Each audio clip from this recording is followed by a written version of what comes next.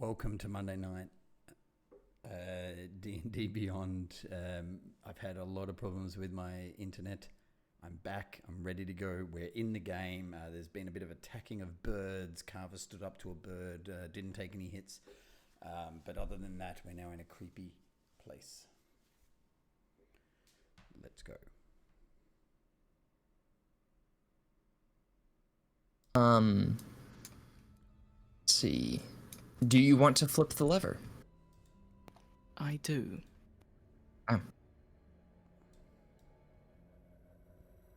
As you do, the iron gates behind you close, and this elevator starts to go into a bit of a free fall. It's a little scary, but after it falls for about 10 seconds or so, it starts to slowly come to a stop. It's kind of that feeling of when you rub you try to put two magnets together with the same poles and they repel each other. It almost feels like that's happening as it comes to a slowdown. As it gets to the bottom, you see another pair of iron gates that slide open, and just for right now, I'll move us over to this.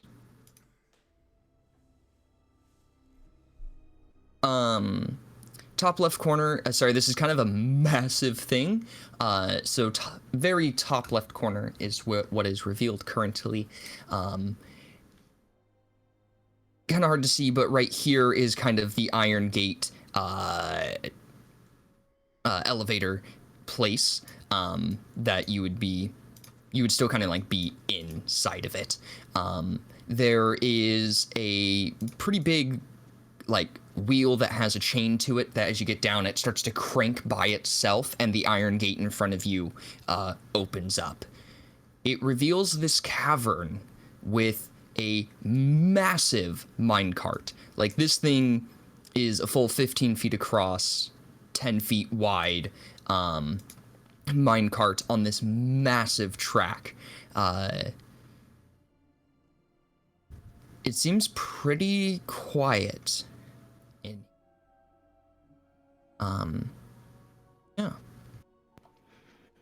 gonna get a little copper wire out and point in the direction of probably Jade and tell him what I can see down here.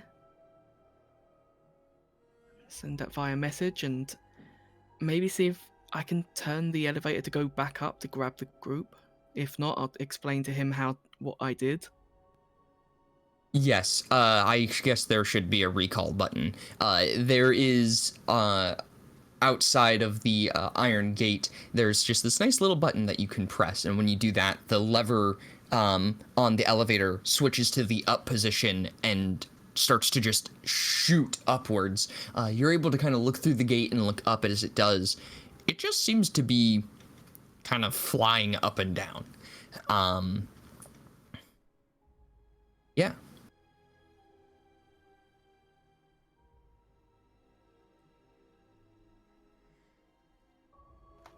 I'll start looking around, but I'm not going to go too deep in without the rest of the guys here.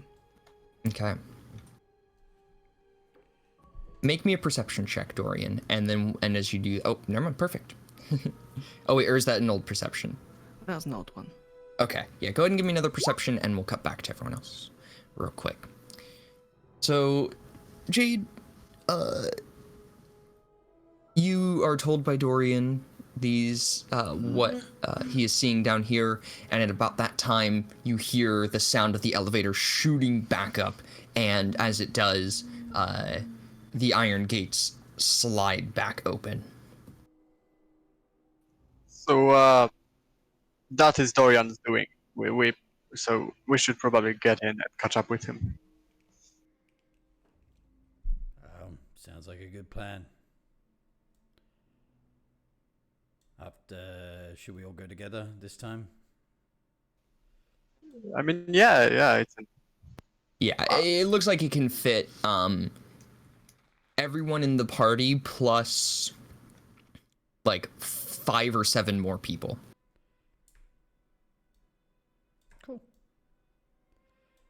let's go. Righty. Everyone piling into the elevator, somebody flipping the lever down. You all go into this free fall as you go down. Somehow your feet are staying on the base of this elevator. You're not floating up. It's a little scary, but you get to the end, and again, that magnetic feel comes as it slows to a stop, and this kind of gear turning thing starts to move on its own, opening up the iron gates and revealing Dorian. Dorian, as they're making their way down and you're looking about, you notice right in front of you, there's a very, very, very odd shimmer. Something's there, but it doesn't look like anything's there. And at the time that the party comes down, you can reorganize yourselves. You don't have to be in this positioning. This was just me copying and pasting people in. The door to the elevator is right here. So I'll give you all a little bit of positioning time really quick. But Dorian, as you're noticing the shimmer, you hear this noise come from it, speaking in what sounds like the tongue of devils. Just this kind of hissing sound comes at you from right in front of you, and invisibility drops, and an imp seems to be there. Did it speak in infernal or abyssal? Infernal. Then I would understand. Okay. It pretty much just screamed, "Fuck out of here," at you in infernal. Then I'd say back in infernal, "Fuck you." I see someone who talks in the tongues. What might some person like yourself be here? Why? Why? We're on a hunt for something. He gets out a little journal. It's like, where? What's it say here? A forge a sacrificial reliquary altar. Is an altar with a heart of gold. So you seek the Dwarven Forge. Too bad it's ours, and ours alone. I mean, you could share it. Sharing? That's for people who care. It was a long shot, I'll admit. Leave now, or be slain.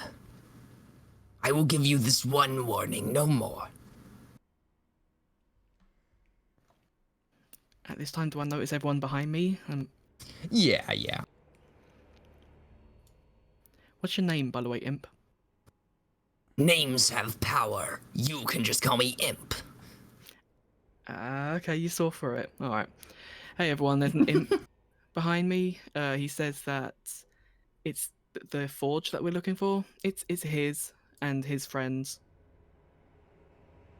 He doesn't want to give it up. Ask if we can share it. Oh no, I tried that, and he said sharing's for ones who care. Oh, too bad. Please give me a perception check.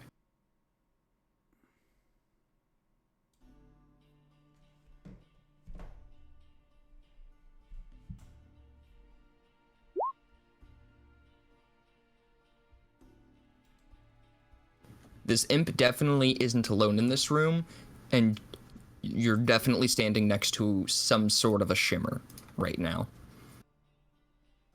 Oh, isn't that nice? I would have also told Peanut, that's why Peanut is next to Dorian, to move up and sniff / listen for any danger. For sure. Peanut can also give us a perception check real quick.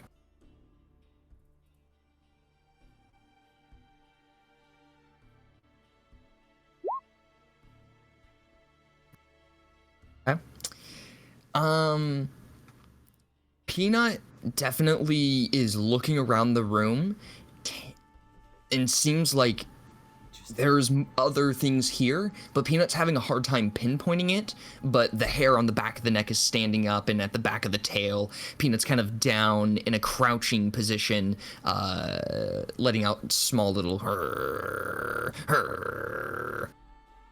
Okay. I mean, she would have advantage on Oh, perception checks. good to know.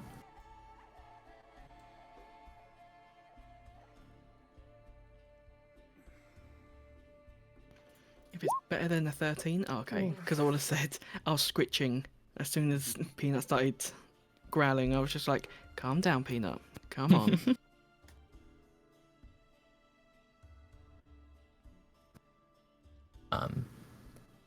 But as all of this is going on, the imp looks back at you, Dorian, and says, So, will you leave? Or does this need to become something more? Oh, I love when it always becomes something more. So be it. Get 'em, boys. everybody roll me initiative.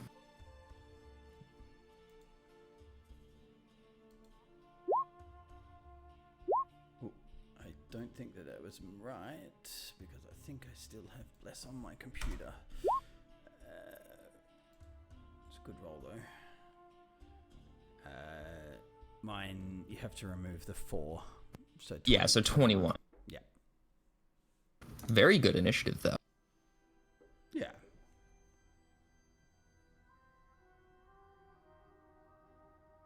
Okay, so Blaze is aware that there is one next to him. And you know of this one. Peanut seems to be looking around the room and still kind of growling, so there's probably a few more here, but they are currently invisible if there are any more. Carver, you get to start us off. What do you do? Also, I'll say this one here next to Blaze, you know of the position, but any attack on it currently will have disadvantage because of its invisibility. So no one is here. No one is roughly here. Correct. Can I look around and see if there's anything else in the room? Or Yeah, you can give me a perception check.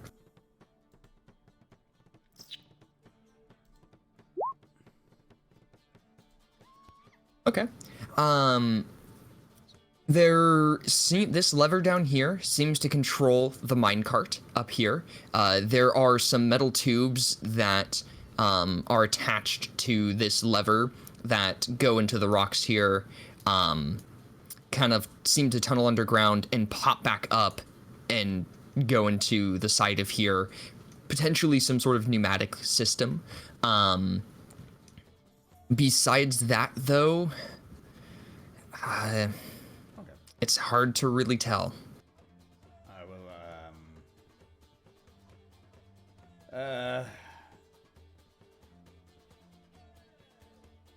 yeah, I'll step across next to Blaze with the one that is closest to me. And, I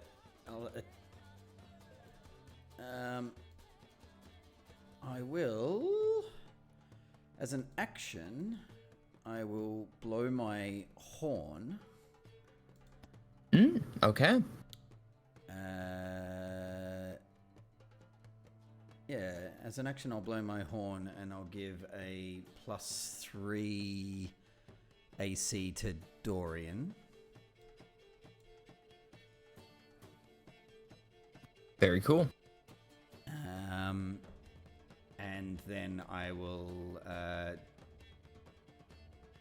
just scream at this one, "Come at me!" And then I will just do that to start with.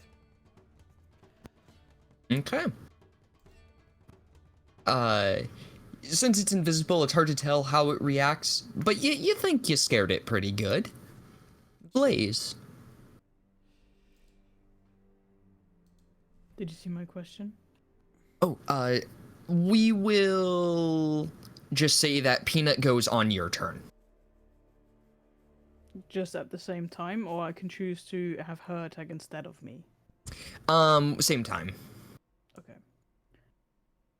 In that case, I will have Peanut bite the imp in front of Dorian. Oh.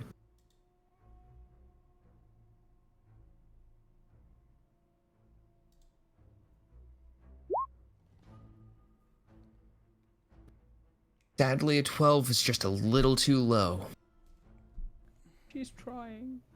Peanut tries to get a bite out, but this imp is kind of hovering off the ground a little bit, and it flutters up. Peanut almost getting a bite onto the tail, but just barely missing. Okay, and then I'm gonna do my normal attacks and try and shoot it. It hasn't gone yet, so I have advantage. That Luckily, helped a lot. that is the AC. Okay, I take it. Okay. As this arrow stabs into this creature, it doesn't seem to do its full damage.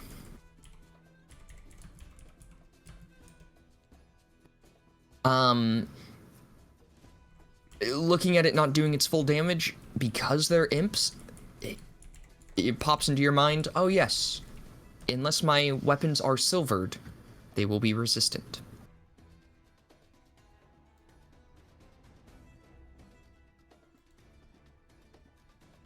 That is a terrible shame. But I don't have any silvered weapons, so I'm just gonna shoot again. Alrighty. Ooh. This arrow just smacks into the rock, splintering. You definitely can't get this arrow back after the end of combat. Anything else? That is all for me then. I would sense the one next to me and I wouldn't dare move away. Okay. Alrighty.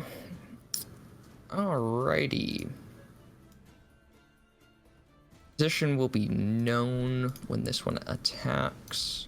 It moves up before getting there.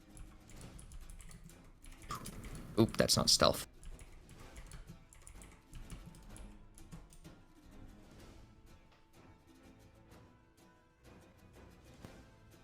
Okay.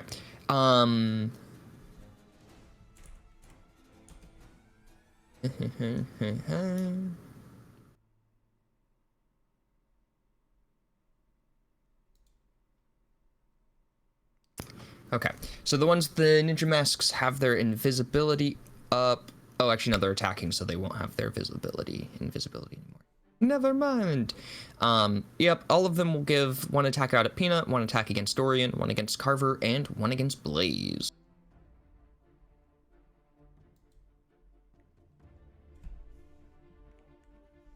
Disadvantage against Carver. All right, so first one, Peanut. Oof, 22 That to just Peanut. barely hits. So Peanut will take 4 piercing damage, and then I need a Constitution saving throw. It has a +3. She. Very nice. Yes, she does get that +3.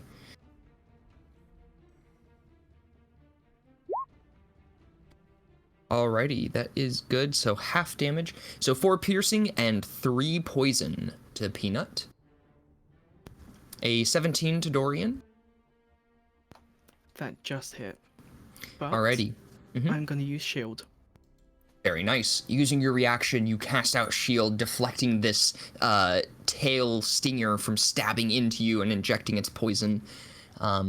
Carver, disadvantage. A 16. Misses. And one at Blaze, that's an 8. So that's gonna miss. They let out their flurry of attacks, and the one in front of you, Dorian, that you were talking with earlier, just starts to chuckle and says, Too bad our scout already got away. He's already warned everyone about you. You have no more stealth on your side. Jade, what do you do?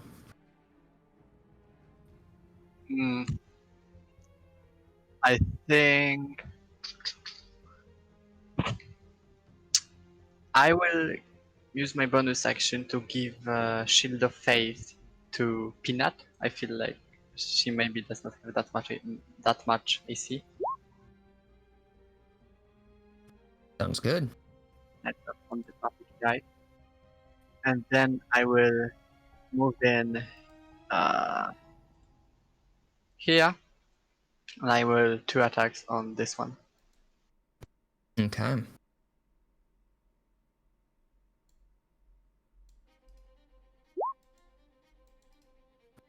$25 will smack into it, but the 11 is too low. Alrighty. Is this weapon silvered? Nope. Okay. It takes some of the damage, and Evandra is trying to help to extinguish these foes, but you can tell that they aren't taking full damage from the attack. Anything else? That's it.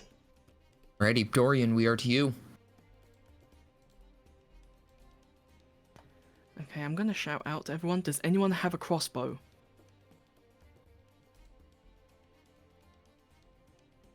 Or use a crossbow? Can use one, don't have one. Can use one, don't have one. Can't use one, don't have one.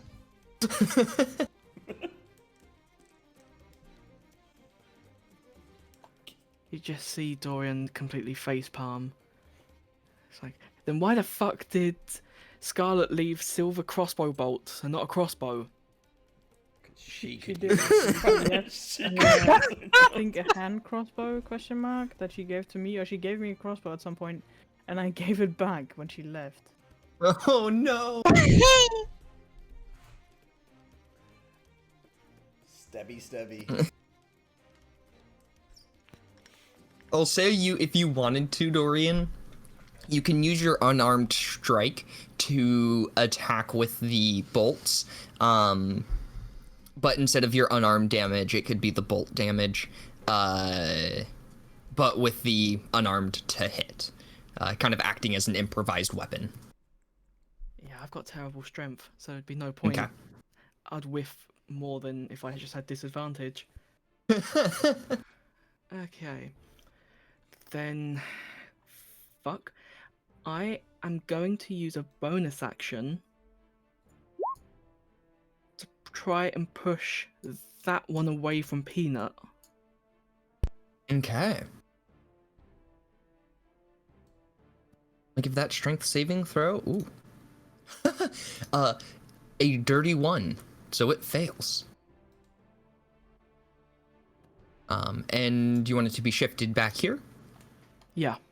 Cool. As it does, it's not leaving by its own volition from your places, but I'll say that it will provoke opportunity. So if Peanut and Jade want to use their reaction, go for it. And I believe we're still on first turn, so Dorian, your reaction has already been used.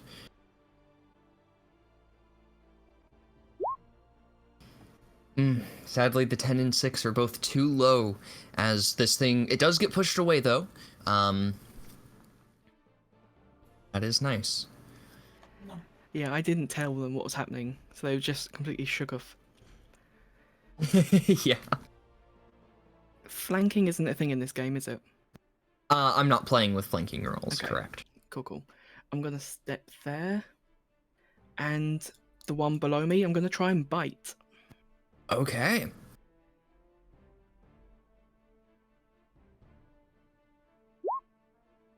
Oh yeah, that'll hit.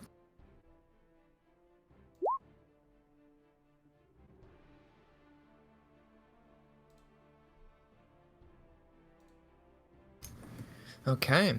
Your bite goes through. Again, it's not dealing its full damage, but you get the bite off. When you do, this black ichor instead of blood kind of fills your mouth. It doesn't taste very good. It's very bitter. It doesn't hurt you.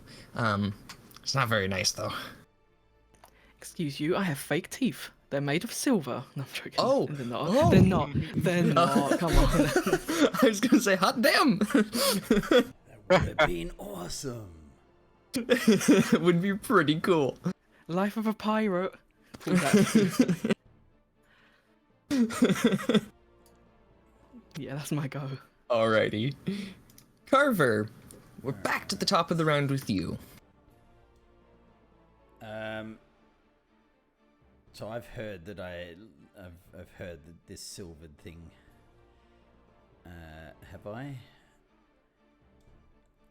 Yeah, I'll say that it's probably been made aware at some point in this combat. Whether from your own personal observation or somebody saying something. Okay. I don't have any silvered stuff either, so it doesn't really matter. All right. All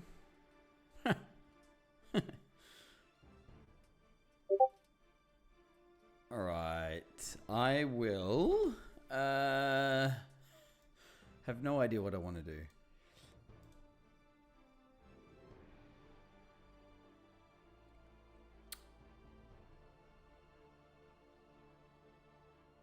Did they seem to get damaged at all by anything yet? I had no one. Yes, they are getting damaged. It's just that they're taking half of that damage. All right. Carver will again looking at this one that came up next to him. I will bonus action rage. Oh no, I'm so sorry everybody. I misread the damage resistance. My bad.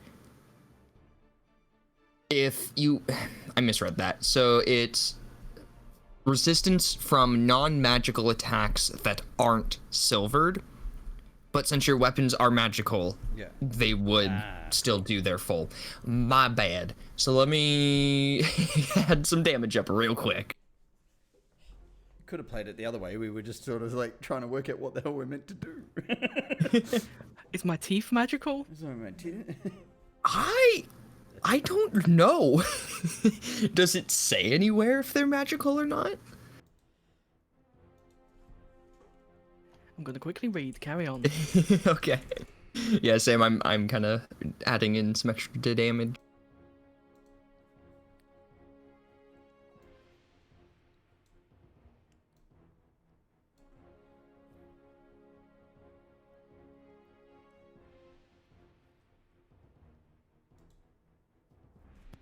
Okay, so this one that was talking with Dorian initially is bloodied.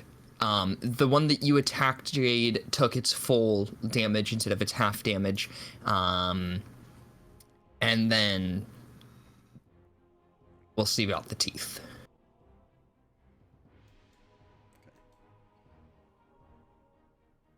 But in the meantime, Carver, go ahead and do your thing.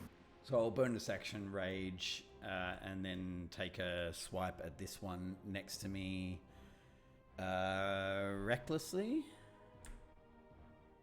Alrighty. 16. 16 will hit. Good. So 13 points of damage. Very nice. It is bloodied. Second one, 24. Oh yeah. 11 points of damage. That is enough to finish this creature off. As it came up and tried to attack you earlier, you just give 2 solid swipes with your sword and just dice this thing into a couple of different pieces. It falls down to the ground.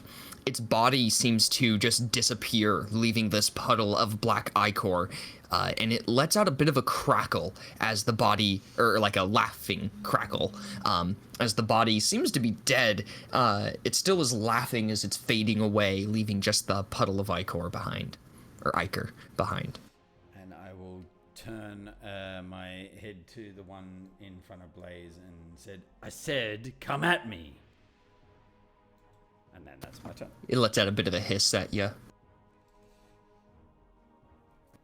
Alrighty, Blaze, what do you do? Well, first things first, Peanut is gonna again attempt to bite, because she's angry now and she's not actually getting anyone. Oh, poor Peanut. Oh, sadly, it's just one under. It's her first time in combat. Yeah. She's licking. And I think Kava's got this with the one next to me, so I'm just gonna ignore that one. Okay. And continue to shoot first at the one that's bloody. Sounds good. Oh yeah, that'll smack into it.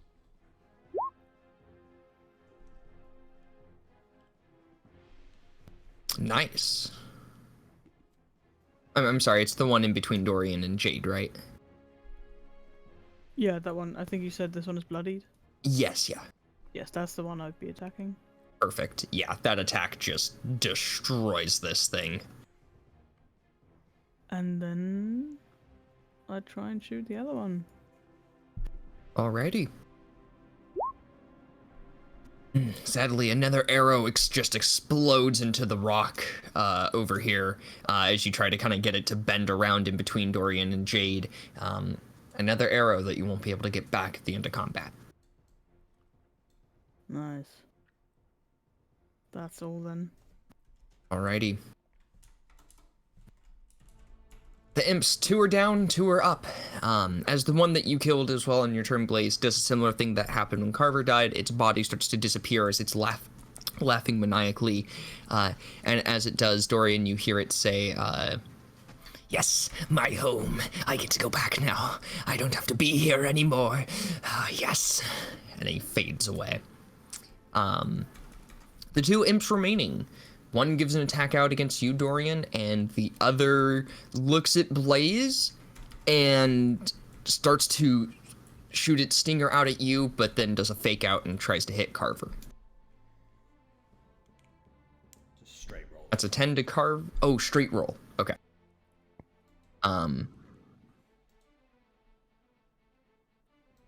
That would be a 10, so that won't hit.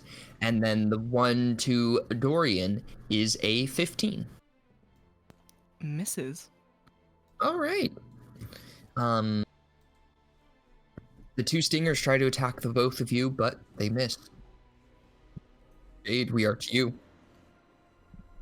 I'll just give out 2 attacks to this one, try to finish it off. Good. 13 hits. 12 sadly misses. The creature is bloodied, but it's still up. Okay, that's my go. Dorian? I'm gonna whip around and toll the dead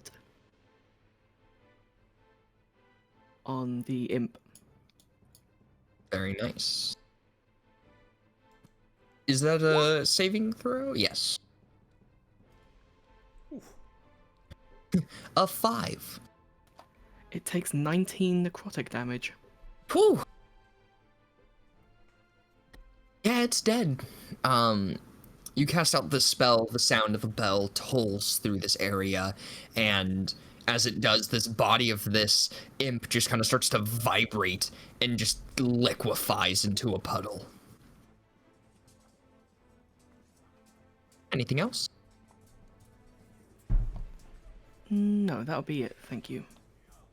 Alrighty, Carver. I will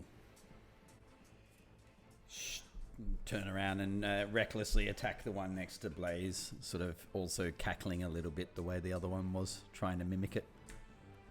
That's good. Oh, yeah. 16 damage.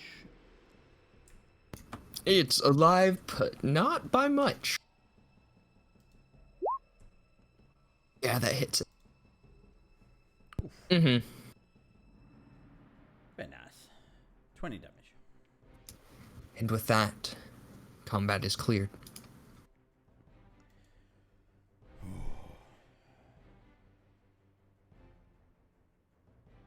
They almost seemed happy to die, Blaze. What were those things? Do I know? Being from the Feywild, you're probably at least a little bit aware of imps. Imps suck. They're not nice. Yeah, you'd have a decent That's pretty one. much all I know. Like, okay, those things, I think they're called imps, and they're evil little creatures. And maybe, I don't know, maybe they're controlled by someone. That would explain why they were happy to stop living. Dorian does wipe his mouth with the black blood that's coming out of it, and it's like, one of them did exclaim happily that they was going back home. Yeah. How does an imp get to a place like this?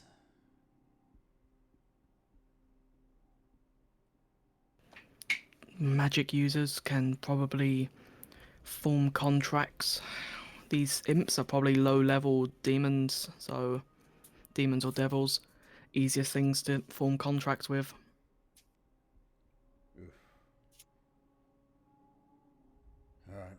Does that mean we're going to be dealing with more devils in here? They did say it's theirs. The forge, clearly not actually theirs, but they've taken it. I'm right in that that guy at that farm was a devil, right?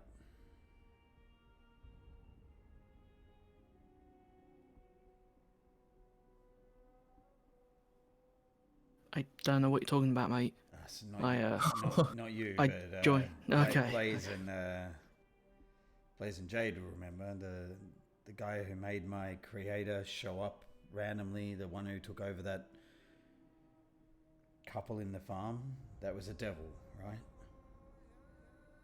Yeah, I Some sort think of so. demon for sure. All right. So they're likely to screw around with our heads. Well, fun times ahead. Best get going. Let's get going.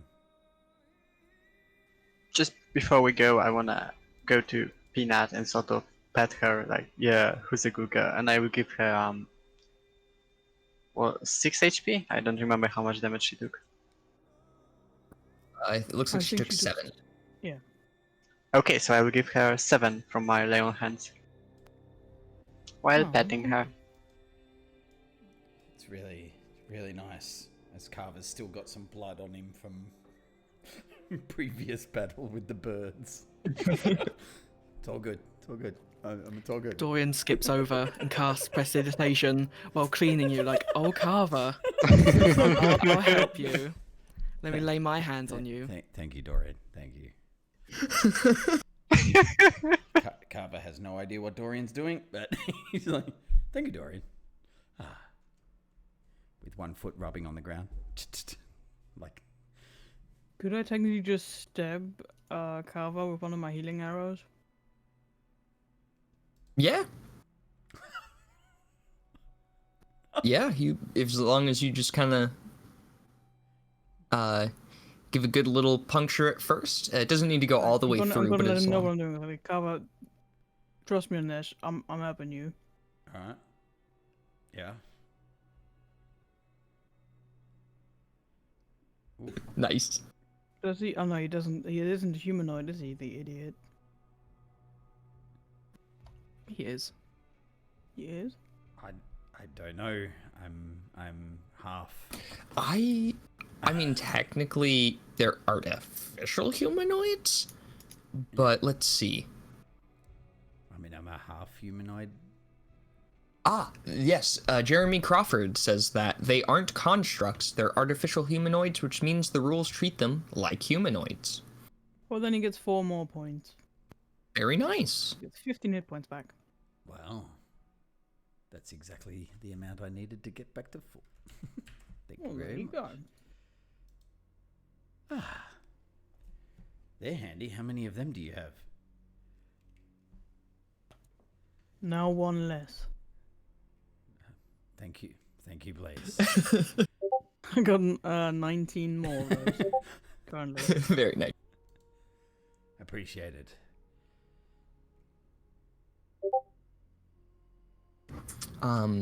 In this room, there are a handful more bodies and skeletons, or not really bodies, just skeletons lying around here. Some of them are wearing armor that has been crafted specifically for a dwarven stature, as well as a few really rusted old weapons. A couple of them are on the ground, and there's one longsword that looks like it would be decent enough to use, but it would just be a normal longsword. Also, each imp happened to be carrying little gold nuggets on them. There seems to be about 25 gold nuggets, and they're pretty collectively 20 gold nuggets between the four of them. Kind of holding them in your hand and weighing them out. Each nugget's probably close to about 5 gold pieces. So you have a total of about 20 gold pieces worth of gold nuggets from these imps. Bag of holding. Yeah. Mm-hmm. I'll pop those bad boys in. I'll pick up the. All right. I'll pick up the longsword and just check it out. Okay. The hilt has really nice designs kind of carved into it. There's a nice leather strap around it that has a red dye applied to it. Similarly to your sword, though, looking at this, on the bottom there seems to be a button. And when you press it, the sword itself retracts into itself. Or into the hilt. Oh, that's so cool. And I'll show to Dorian. I'll move up and it's like, oh, did you see that? Like, it's exactly the same as mine. And I click one hand with one of the swords and the great sword on the other one. Nice. Oh, how cool is that? And then I'll put it on my belt. Very cool. Retracted, but on my belt. Yes, yeah. Both of them on my belt. Hopefully I'll remember which one to take out later.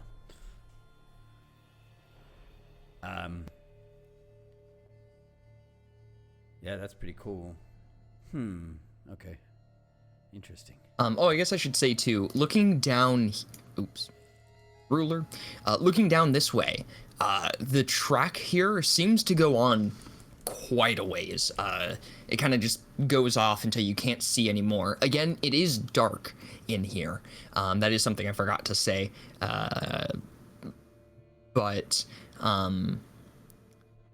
So you can only see so far out before it just kind of fades off into blackness.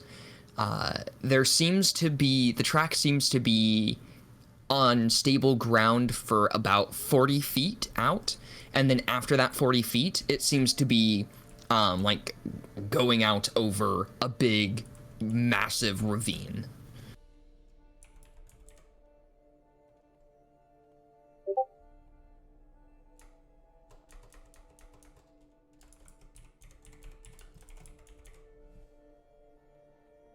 I'm totally Are okay. we? Does it seem like we have to get into the cart, or can we just follow the tracks? You could try to follow the tracks. When it gets over the ravine, it's going to be a little bit precarious, but it's definitely doable. These tracks seem to have been pretty well maintained. They're a little rusted, but the wood ties on them are still pretty nice. They look as if they've been lacquered just maybe a couple of days ago. But yes, I can enable the health bars visible to people. I don't think that's too much metagaming. If we were at a physical table, we could just ask and look at each other's sheets to see how much health people had. And I'll say Peanut can, like it is, Peanut can stay on your square with you, Blaze, when fitting into here. She's sitting on my lap. Yeah. There's a nice little like foothold staircase on each side of here that you're able to climb up on. Especially since dwarves were here. This cart, I mean, it reaches up a good 7 feet, 8 feet tall. Or that's a little tall. We'll say like 6 feet tall. And most of us can just climb in. Yeah, most of you can just climb in. I'm only 6'1". I'm fine. Do you need a boost? I'm fine, thank you. And I just sort of spider climb onto it like a weird lizard.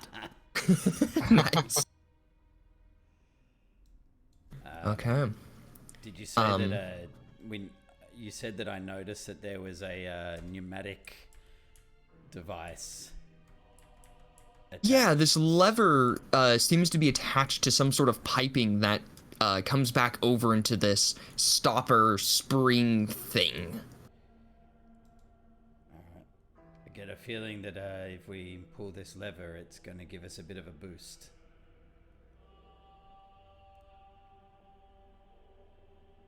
Hold on tight, everyone. But how do we push the lever and be in the cart at the same time? I can just use Mage Hand. I jump in the cart. Jumping in the cart, a mage hand coming out of your staff wraps around this lever and pulls it to the other side. I'm gonna hold on to my shield at this point in time. Sounds good.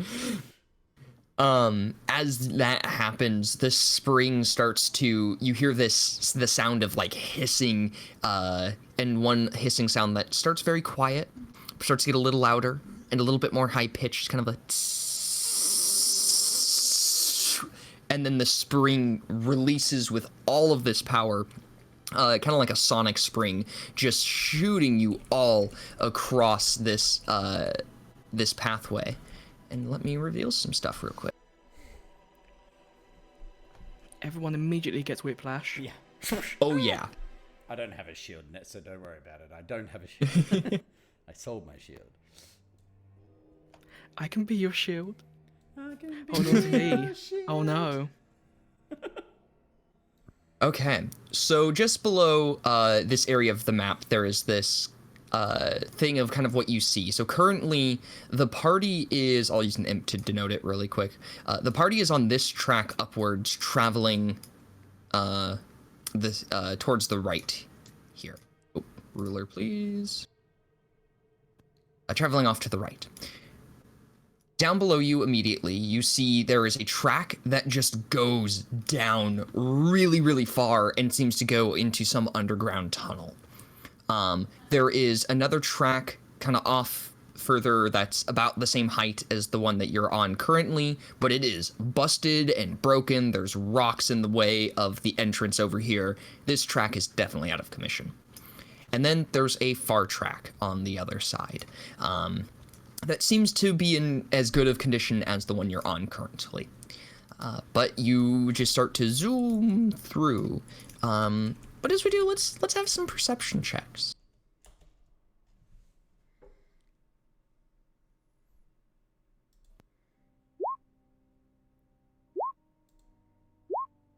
Oof. Whee!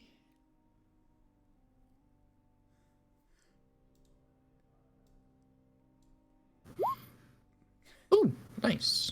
Okay.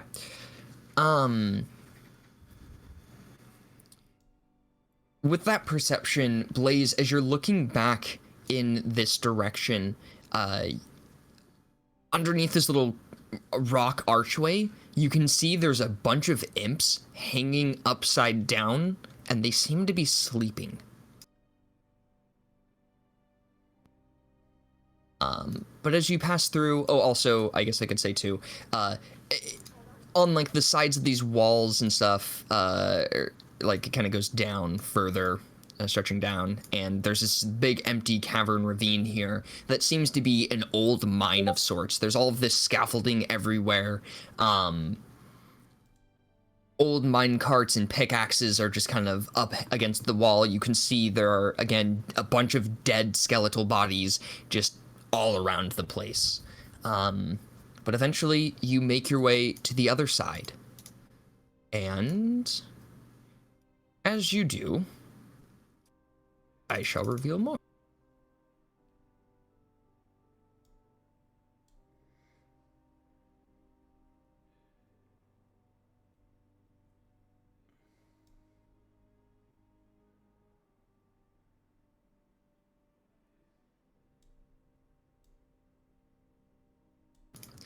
Alrighty. So, you all come flying in at crazy speeds. And as you do, actually, before I say this, let's go ahead and use this moment to take a real quick break since it is a couple hours in, and this is a good breaking point. Cool. All right. All right. So, be back in 5 to 10 minutes, and we'll continue on. Sounds good. Perfect.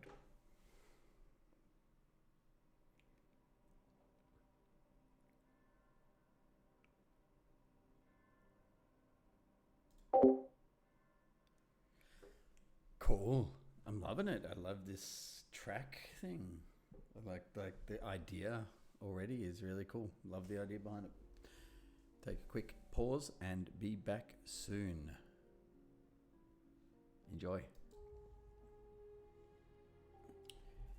So back from a quick break. About to get back into it. I'm really enjoying this.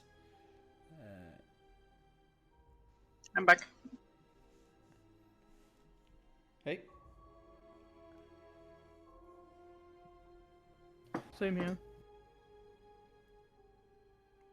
Ooh. Eating will be quiet. Understandable.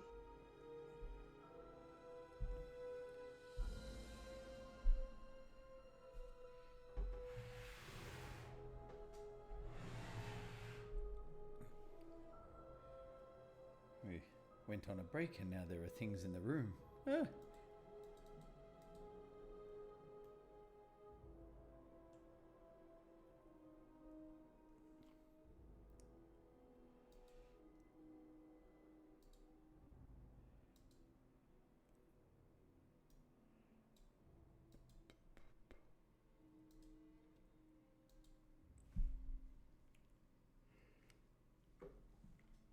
Always mistake.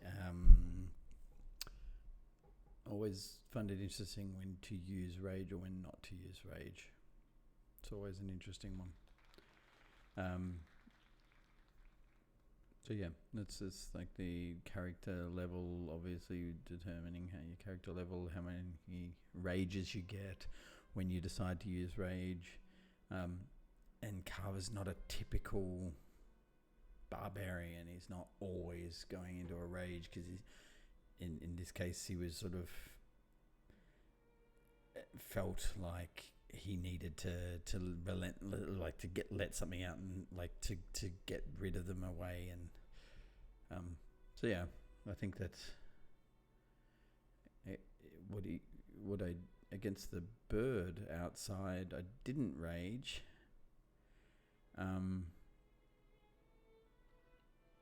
With the idea that we were he was trying to concentrate on protecting and connecting but not getting angry, just trying to really concentrate so he could run when he, and it's weird, I don't know, that's how I'm playing playing his rage, knowing also that they're about to go into a space that they don't know how do like yeah, I don't know. It's part of the character is that he's more concentrating on how he deals with the enemy, how he deals with situations. He's afraid of sort of like he's protective of his friends, so he wants to only go into a rage when he feels that he's needing to do that. And in this sort of case, he was more defending the idea defending away, so that's why he didn't recklessly attack. And Carver was just sensibly attacking, just attacking without recklessly doing it until it looked like everyone was clear and covered, and then recklessly attacking to try to finish off this creature. And being blessed as well, so not needing to being best. So I think that makes sense. Here he's gone into rage, and of course, Alrighty, I am back. rage finishes early to some Hello. degree.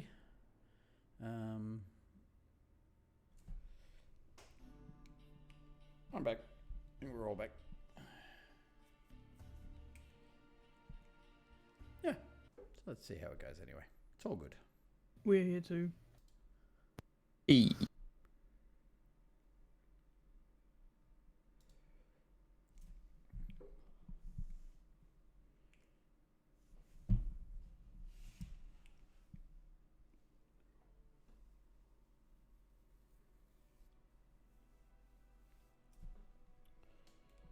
As much as it is possible to play using an iPad and doing it that way, it is much more relaxing to have proper internet.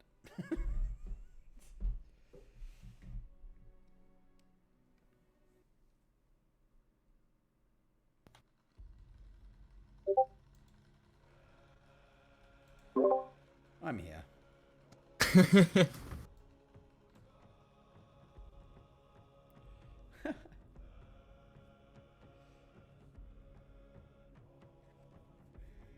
Alrighty.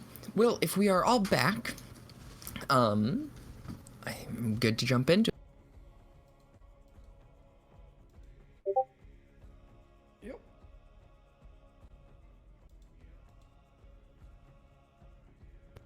Alrighty. So, as you all come to a stop very similar to that of the elevator, as it almost feels like magnetism is guiding this thing to a stop, you very gently bump into this spring.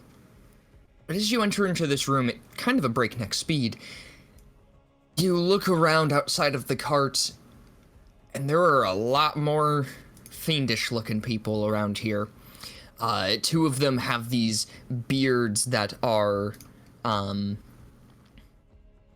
seem to have barbs on them. We can do that, and then I'll also show off these ones as well. Perfect. There's two of each on either side of the cart of those, and then there's another imp, and it seems to be just kind of laughing and pointing at the cart. In this area, there are a set of staircases, or a staircase that kind of goes down to a lower area, and it goes pretty far down. At the top on the right-hand side, there's a cart system that's being pulled on like a pulley thing, where the gear here is turning, and the carts are moving down to the bottom level and then swiveling back up to the top level. They currently seem to be empty. And then on the bottom side here, there's a pretty good-sized pile of rocks, but it seems like you could probably climb over them, and you can see a little bit of light coming off of the distance back there. So it seems like something else is back there. But currently in front of you, there are some not-so-nice-looking fellows.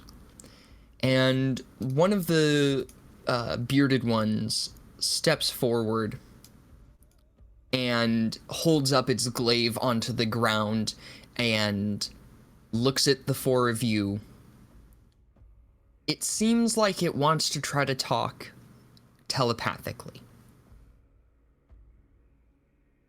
Do you want to allow it to? To everyone? To everyone. You all can Yes. feel like you're getting a group call from this person right now. Carver won't. Okay. Jade will. Blaze will allow it. Dorian will too. Sorry, finish off cheesecake. No worries. Oh, I love cheesecake. Ooh, ooh. People who allow it, you hear in your mind a voice you wouldn't really connect with a fiend, but I see the prophecy has foretold the truth. People would come to stop us on our day of triumph.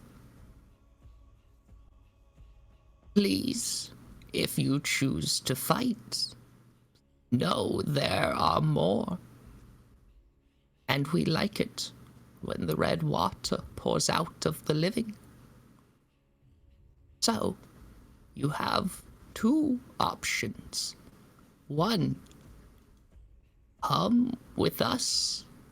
Or two, we make your bodies pour red liquid from within, so we can feast upon it.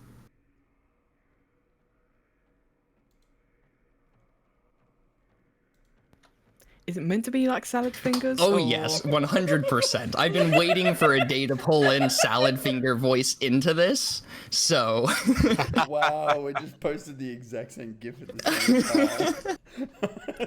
Because it's the best. good. I like crusty spoons. I like rusty spoons. I love it.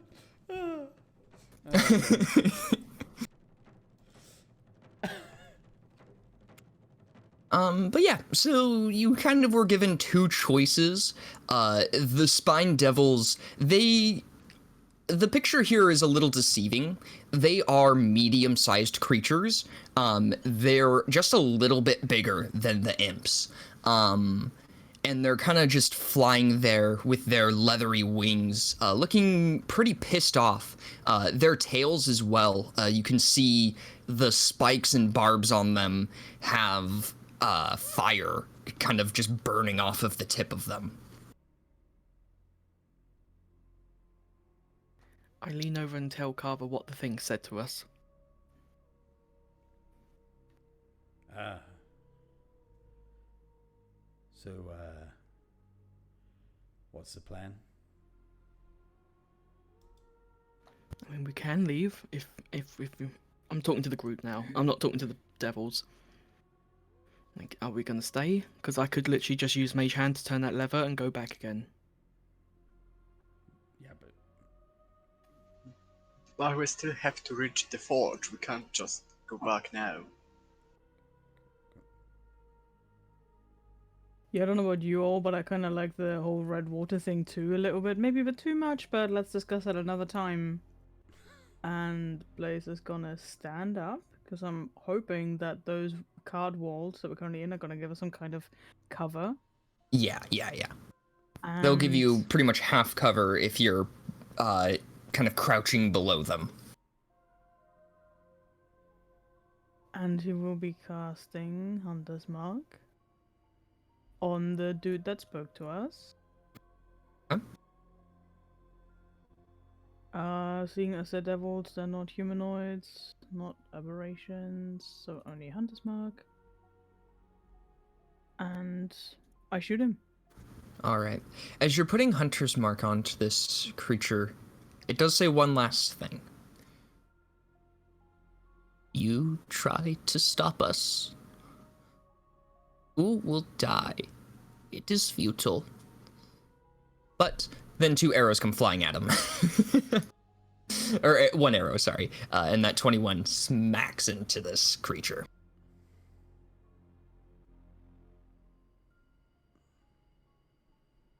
And then I shoot again.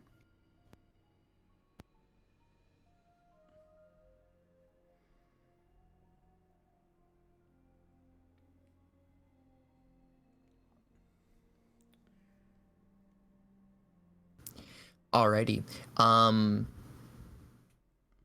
That's you do notice this time properly they are resistant to non-silver attacks, even if magical. For these creatures at least. So it does seem to be taking half damage from those arrows. And then I'm gonna have Peanut jump out over Dorian. Carver would be moving at the same And- time if we're not. As soon as he saw the arrows fly. Go. Yeah. Bitey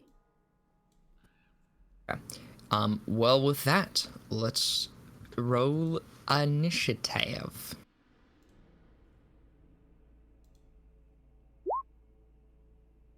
Damn, rolling good on initiative tonight.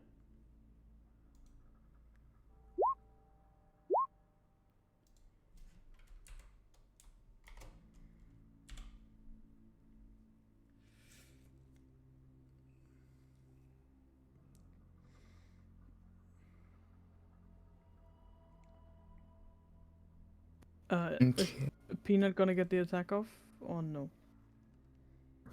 I'm gonna say no. Can she move? I'll say that the movement can happen, but not the attack. Like I'm trying to train her to jump on whoever I'm shooting at. Very nice. I like it. For right now, she's a little slow at it. It moves up and kind of looks back at you like, did I do good? But doesn't quite attack yet. But with that, Carver. Yeah, seeing the arrow fly out from Blaze and Peanut jumping over the edge and jump out, and we'll take a swipe at this one. Just a normal attack.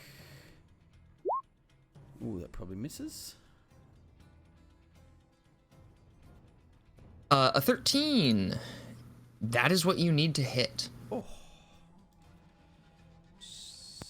Thing just doesn't have any armor on it. It seems to just be its natural fleshy skin. You deal some good damage to it. But again, it does seem to only deal half. That's okay. And second attack. Okay, that'll hit. 15. Very good. I assume my rage had faded after we got in the cart, so that's why I'm not got the extra. Yeah. And You moved pretty quickly from one area to the other, but it is a pretty decent gap that enough time went on without it being able to pop off. that's fine. I will then move forward in between the two. Okay. And that will be my turn. That will be my turn. Yep. Blaze, we are to you. Oh wait, I'm sorry. It should be Spine Devils first. Maybe. Not sort them properly. Yes, their initiative was rolled 15. Okay. So the Spine Devils from afar, or the one from afar, will shoot some of its tail spines, one at Jade and one at Blade. But you do have half cover from this minecart, so you get a +2 to your AC right now.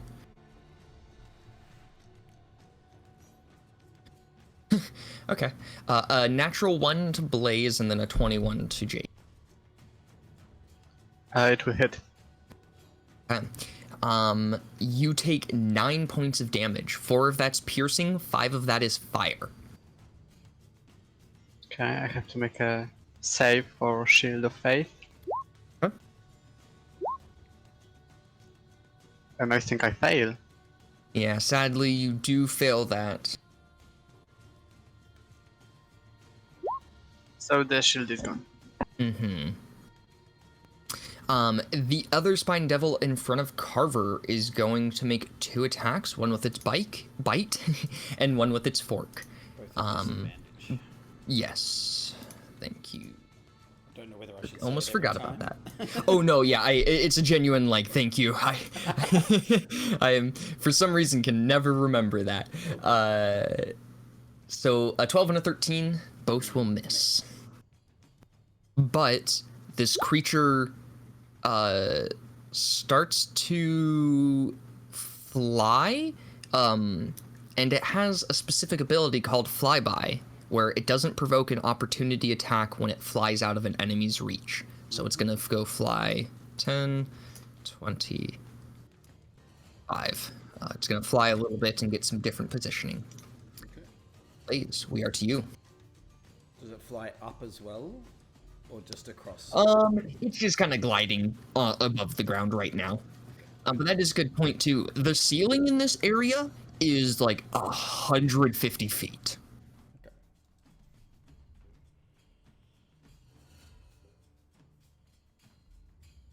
Okay, so first Peanut is gonna finally get her bite off.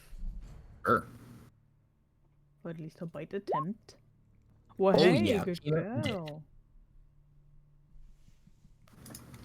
2 Just damage 1 goes off. damage. Yeah, okay, 1 damage. Was more of a friendly little nom than an actual Mhm. bite. And I shoot again. At the same guy. Alrighty. Oh, yeah.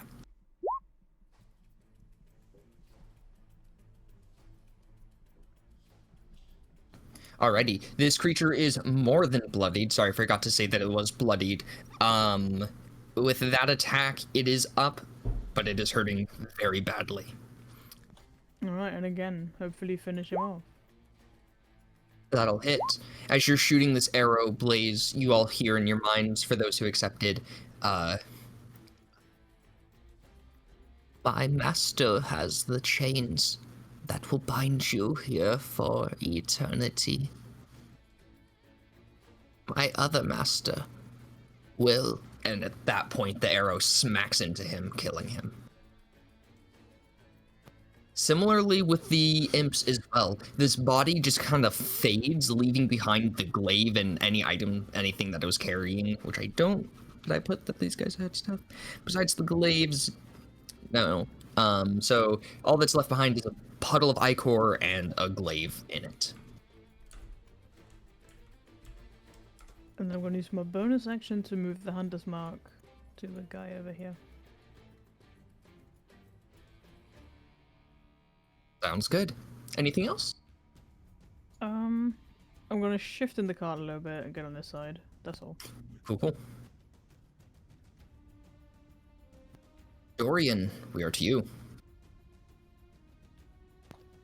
Right. I am gonna use my meta magic to twin my cantrip spell Toll the Dead. Very nice. So I'm gonna like shimmy up so I can see everyone walking, spider climbing up the thingy. Mm-hmm. Slam my staff down and aim one at that guy, and one at the little imp. Sounds good.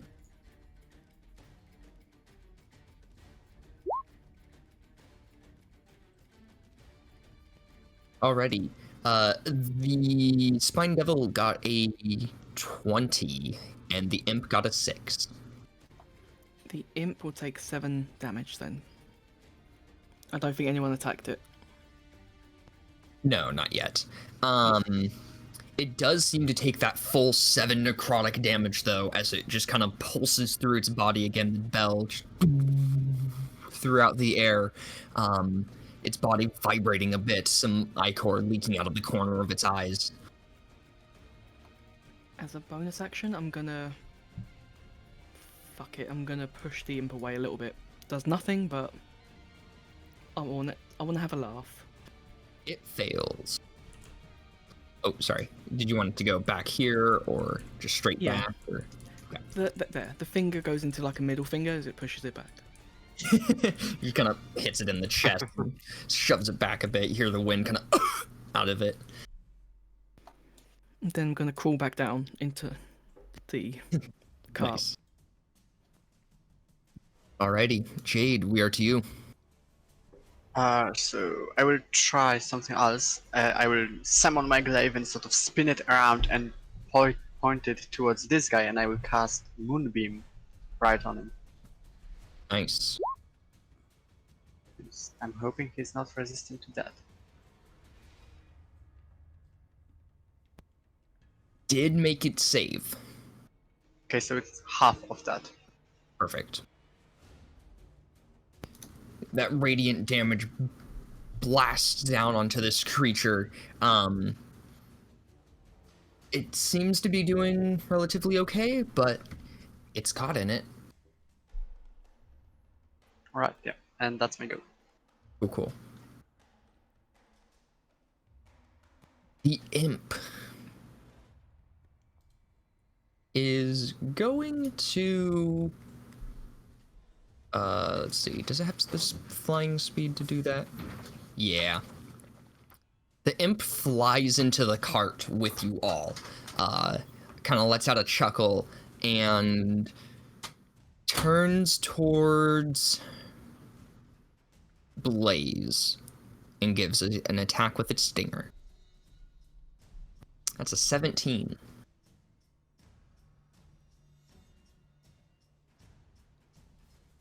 My armor class is 17. Alrighty, so it does hit you. I need a Constitution saving throw, please. You get a +3. Very nice. Alright, you do make the save. You still take half damage, though, of the poison. So you'll take 4 piercing and 3 poison. So for a total of 7. Sorry.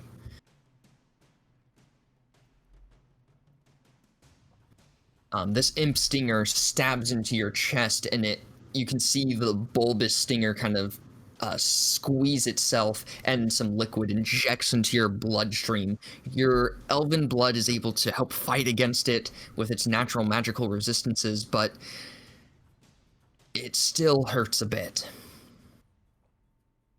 That's the imp's turn. The bearded ones. They're in kind of odd positions here. So let's see, or I guess just the one now. 5, 10, 15. Actually, no, he can stand here. The bearded devil starts to climb up the side of this cart, and with a glaive goes to jab down at Jade.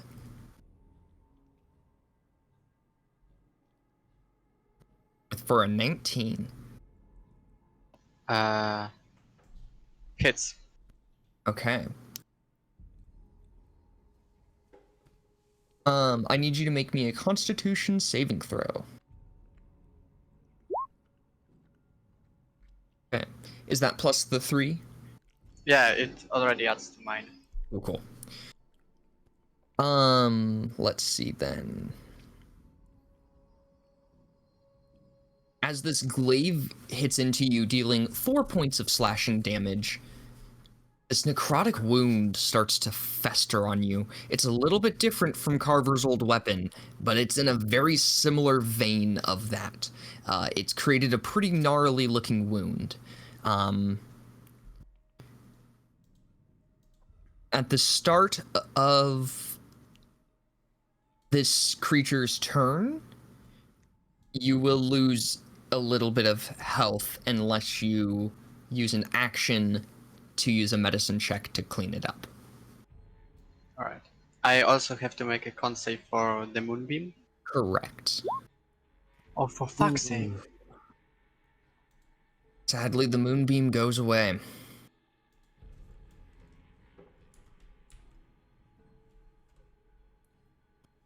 Alrighty, Carver, we are to you. Seeing this thing run away from me, I will run over to it. 5, 10, 15, 20. It's within reach still, I hope. Mm-hmm. And I will take a swipe at it with my great sword, just a regular attack. Oh, yeah. 16 points of damage. And then take a second swipe at it. 14 to hit. A 14 will hit. Also, on these purple spined devils, your greatsword seems to do its full damage to it.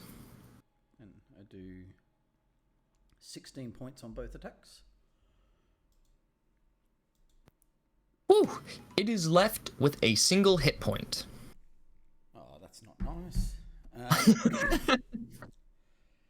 And yeah, I think that's my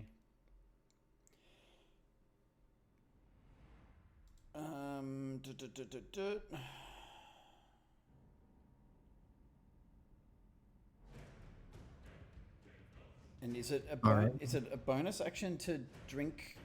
No, that's okay. Don't. It's a bonus action to drink a potion, right? Correct. I'm playing it like that. Yeah. I'll leave it for the moment. That's it. That's my turn. Okay. Let's see. Spine Devils.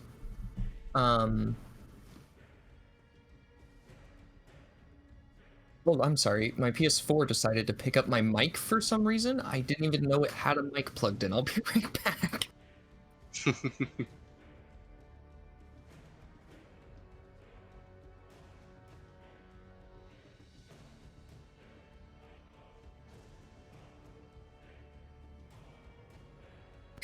My girlfriend is watching stuff on Netflix right now and has the headphones plugged into the PlayStation 4 controller. And the headphones have a built-in mic. And I guess there's an activation phrase for the mic, I guess. And I guess I said it. Anyways, the Spine Devils, using its flyby thing again, gets away without opportunity attack provoking and gives 2 tail spines out against Blaze. A natural 1 and a 15. So both of those missed. And this other Spine Devil is going to also swivel around a little bit and give 2 tail spines to Dorian. As 6 and a 12. Those aren't hitting. That's their turn. Blaze. Well, I'm gonna try to finish the almost dead one over here off. Alrighty.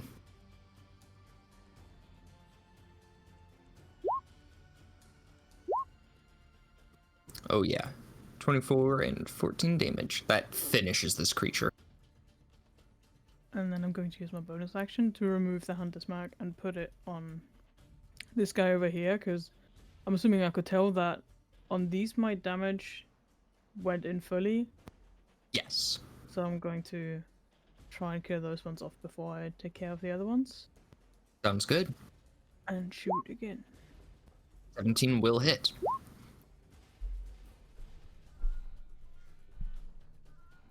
Decent damage going through. 2 arrows flying through the air, 1 killing one of these Spine Devils. Again, its body being... actually, no, these creatures, their bodies stay. Unlike the other ones. And they don't seem to be as happy in their death.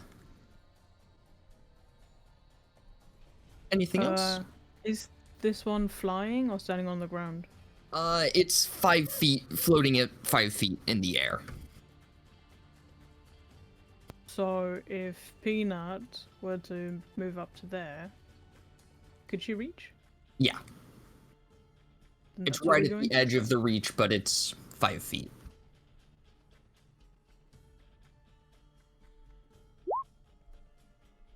$13 is what you need. Peanut gets a good bite onto the leg of this creature, or onto the wing of this creature, and tears a little hole into the bottom of it. This creature just lets out this screech that echoes throughout these caverns. And that's all? Alrighty. Dorian, we are to you.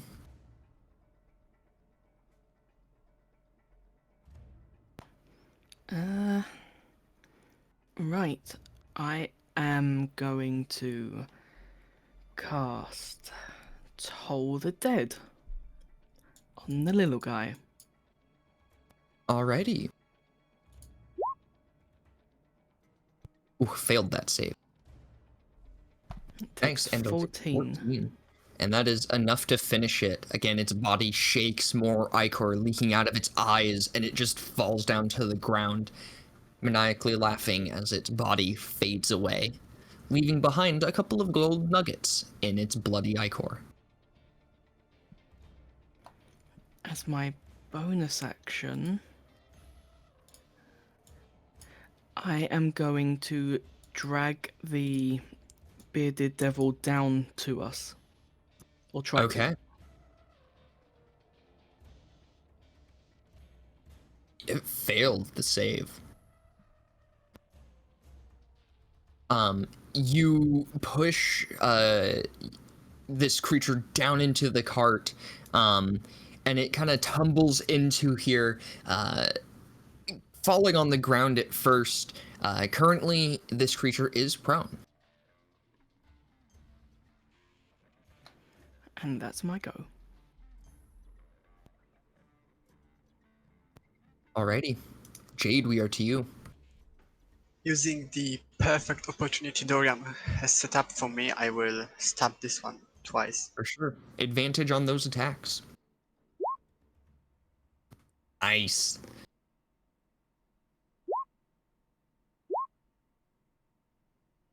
Very good.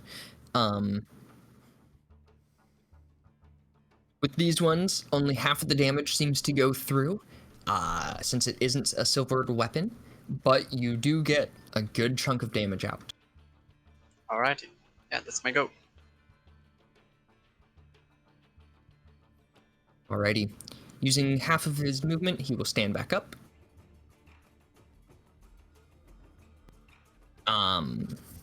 And make 2 attacks, one with its beard and one with its glaive. At the start of its turn, Jade, you do take 7 points of damage from the wound. Looking down at it, it's starting to fester, but you can see fire, or like embers, starting to burn away at your skin and deep into the wound.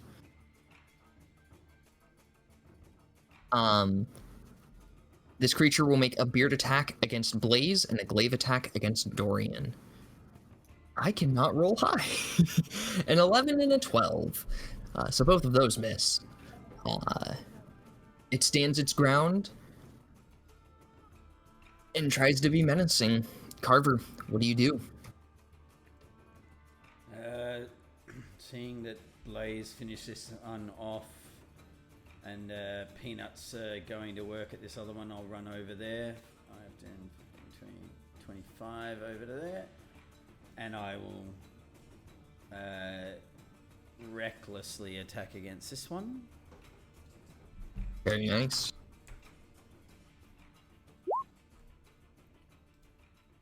For 16.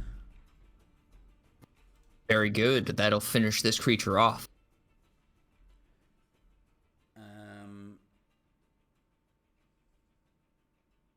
And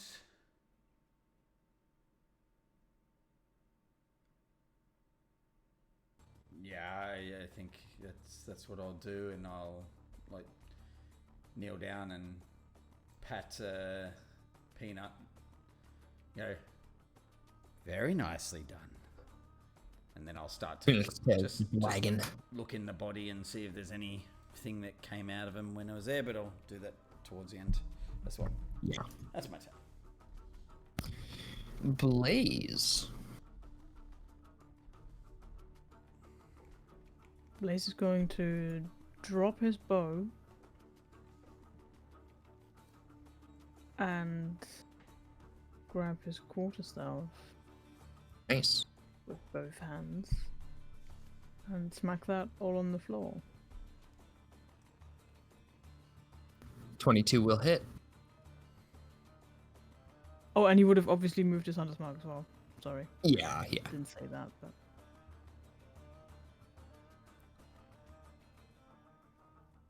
And Very then I good. guess he smacks it again.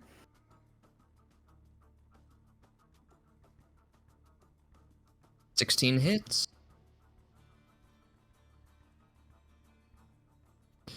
Alright, after Jade's attacks and your attacks, you both have got some decent damage done, but it still seems to be doing pretty alright.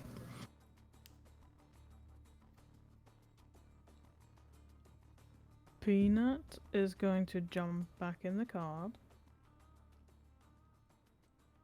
and try and bite it. Ready. Peanut does. Very nice. Yeah. She's getting the hang of it. Peanut grabs onto like the leg of this creature and is not letting go. This leg is kind of restrained. I'll say if Peanut wants to, Peanut can just kind of keep holding on to this creature and treat it as a grapple, essentially. Oh yeah, that'd be nice. Restart the roll 20. Alrighty. with, Anything else from the two of you? Error there. Didn't see that That's last it. bite from Peanut. Brian.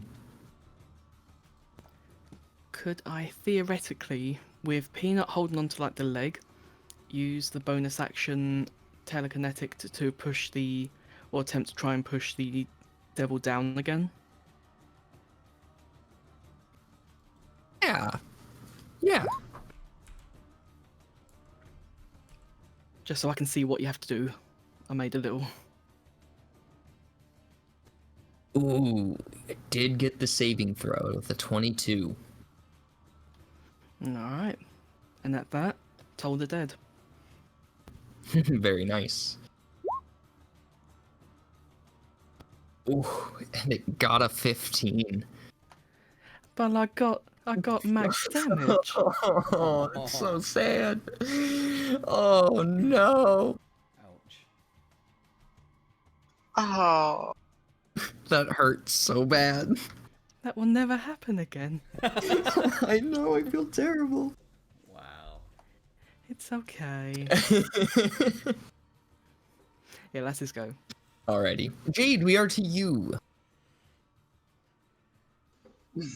I'll try to finish it off.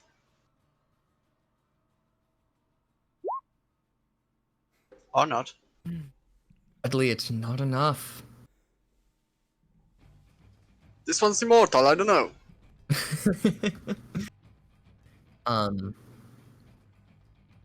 At the start of your turn, or at the start of this creature's turn, again, the wound continuing to fester and burn away. Jade, you take 3 more points of damage. Keep forgetting about this wound. Yeah, sorry, here, let me, put a No, little no, icon it's alright. It's like my bad. Don't worry. there. But it's going to give a glaive attack towards Peanut. Boom. That's a 24 to hit, and I need a Constitution saving throw from Peanut. She gets a +3. Nice. No. Oh. Oh. Okay, so Peanut takes 13 points of slashing damage, Ooh. and now has a wound. Peanut can't really use medicine on her own to heal this wound up, so somebody's gonna have to use an action to close this wound, so the wound doesn't continue to fester. But this creature also gives an attack with its beard out towards Dorian. That's a 9. Why do you have to hit Peanut and miss the party player? Or not party player, the player Excuse me? in the party. I'm sorry, Peanut maybe valued a little bit more above the party for me. My max damage, and now you're saying, "Oh, I'm expendable." You're not really part of the group just yet, so No. But Dorian does not get hit by this beard. Carver, we are to you. Carver must admit he was expecting to just look through this body on the ground. Petted Peanut. I must have heard all of that. Yeah, I will. Well, yeah. 5. Can I climb up on the side and get a clear shot at him? You can. I will say it'll be at disadvantage because you're kind of hanging on to it and trying to hold yourself up or balance on it in some way. I will. But if you want to reckless, you can normalize that. Yeah. If I, yeah, I'll just do it that way. Yeah, I'll climb up and sort of try to hook my leg over the edge so that I'm locked in, and then with 2 hands attack recklessly. 14 hits, right? 14 does hit. 11. And a second one if he's still up. He is still up.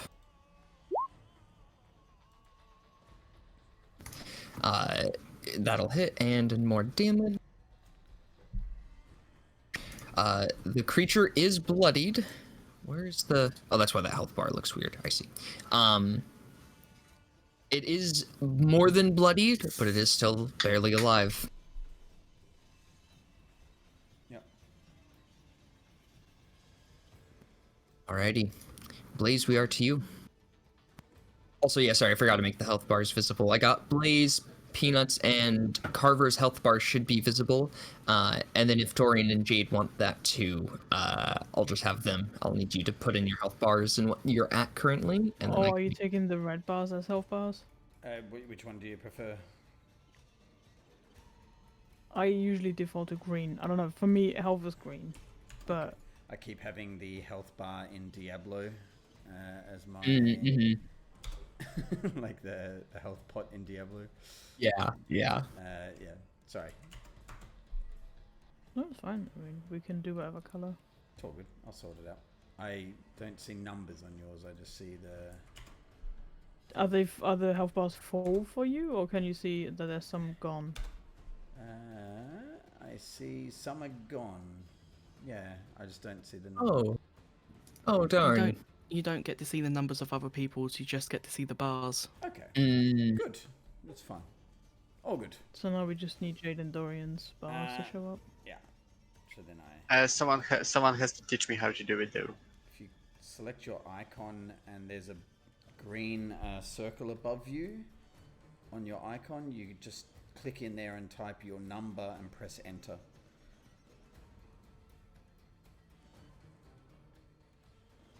And then you can, in the settings, you can set what your maximum is so that it shows where you are in relation to your maximum. Okay, should we up?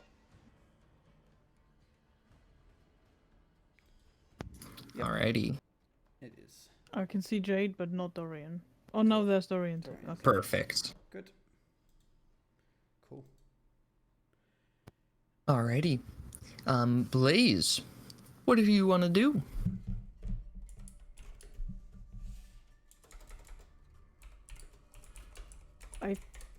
Oh, that's nasty. I'm gonna have to waste my entire action. I think I'm gonna have Peanut attempt to bite Okay. because it's my action I have to waste, not hers. Okay, never mind. She's very badly hurt. Yeah, that wound is just distracting Peanut right now. And I'm kind of pulling her close to me, and I'm starting to like get something out to clean the wound, like to at least make sure it doesn't fester. For sure. Give me a medicine check with advantage.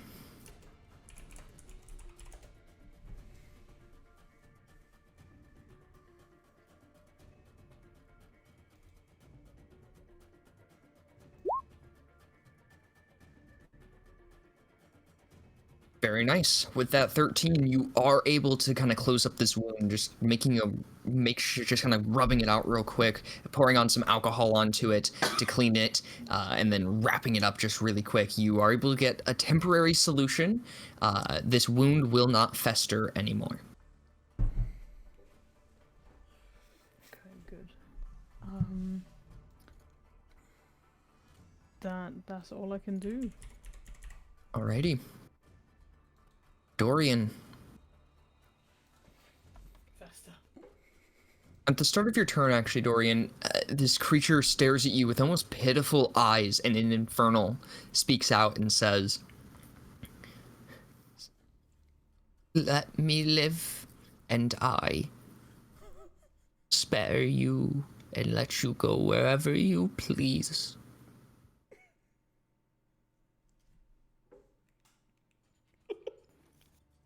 Yeah, I tell everyone what he said. We trust it or are we killing it? Blaze is looking up at you like Peanut's blood all over him. Oh. Okay, yeah. I'm sorry, you attack the dog. That's just a big Yeah, that's- no-no. That's Yeah. yeah. Yeah, no, this is fair. So yeah, I'm gonna toll the dead. I look at Jade and I'm like, I'm sorry, I don't know anything about medicine. I would help you if I knew about medicine. It's all good. Just finish it up. Toll the dead. It got a 3 for its save. Like 15 points of damage. It is up, but just barely. I'm gonna try and use a bonus action to push it down to give Jade advantage, hopefully. Alrighty. It failed with a 14. Yeah, your mage hand just kind of shoving it down on his back, pushing him back down to his knees. He falls prone.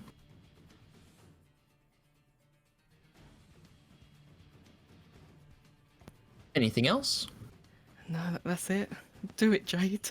All right, Jade. Die, You have please. advantage. Just please die. Oh, gee. What All right, are those 13 rolls? will hit. Okay. And you Is do it alive? plenty of damage. It is dead.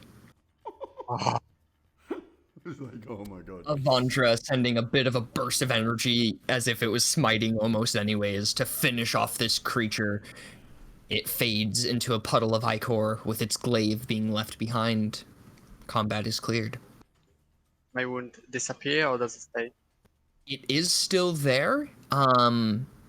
So either somebody give a medicine check or help Jade. Medicine check, however you want it to be done. Knowing how my Well, Blaze is already half. yeah, sorry, go Blaze. That makes sense. Yeah, he has stitched up Peanut, so it would make sense that he at least helps Jade. Okay. Whoever wants to roll the medicine can with advantage.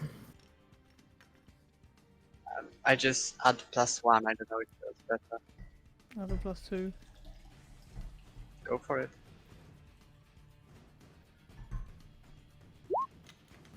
Oh yeah, you're good. You get this wound cleared up, and the burning embers are no longer, but it's a little sore. Okay. So how much healing does everyone need? How much does Peanut need? Peanut is bloody. She's at half health, roughly. She needs 13 hit points to get back to full. So she gets 13 hit points.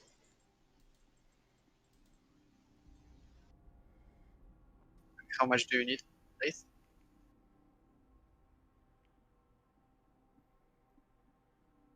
I need 11. I don't have that many. It's okay, it's okay. You take 10. That's the best I can do. Thank you. I What have- about you, though? I will. I don't know. I'm good. I'm still like 41 hit points. It's okay. Blaze stabs you with one of his healing arrows. Oh, Ah! I was Very nice. I was gonna say I have this spell bottle that has cure wounds in it if you wanted, but No, we're keeping that shit for really dire situations. okay.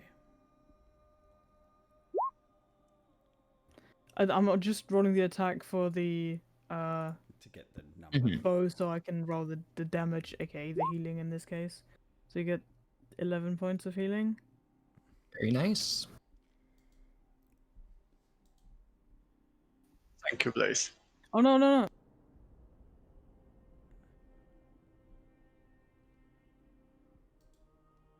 Ignore the 3 for the hunter's mark. Sorry, I'm an idiot. You only get 8 points and then you get another 4. So you get 12, not 11. 12 because you're humanoid. A Thank you even more. It's really weird. This arrow, like, it pierces your skin, and it definitely stings a little bit when it does that. But then the wound just kind of heals itself and pushes the arrow out. As the arrow drops down to the ground, the head of it, the magical property from it just fades away, and it becomes a normal arrow.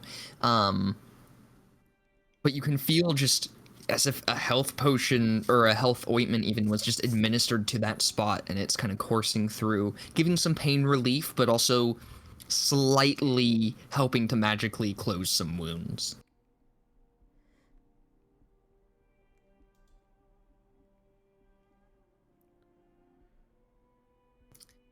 For the first time in a bit, you have quiet around you. You do see the staircase going down. There is the carts that are also kind of moving in a circular pattern going up and down, kind of like Blight Town from Dark Souls, if anyone knows that. And then also the rocks down at the south end. They seem like you can climb over them, as there is a little bit of light coming in from the distance on the other side. It is quiet here, and there are some dead bodies on the ground. The imp has a gold nugget worth 5 gold pieces. There are 2 glaives on the ground, and the tail spines on the spine devils, they look like they could be removed, but it looks a little dangerous to do it. But it's possible. Can I ask quickly, the nuggets? Yeah. We have, is it 22 in total? Are they 5 gold each per little nugget, or do you have to have, like, clump them together to get 5 gold each? Each clump is 5 gold pieces, so you have 5 of them now. Okay, I'll change For a total that. of 25. 25. Okay. So it's every 5 is a clump. Mhm. 5 gold nuggets. Okay, thank you. Did anyone get hit by one of these arrow thingies from the creature?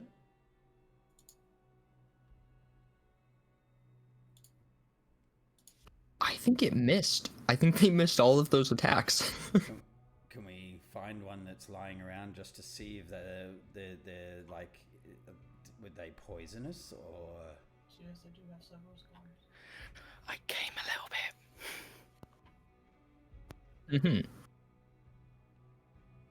Yeah, I said I'm coming home to the thing. Sorry, everyone. No worries.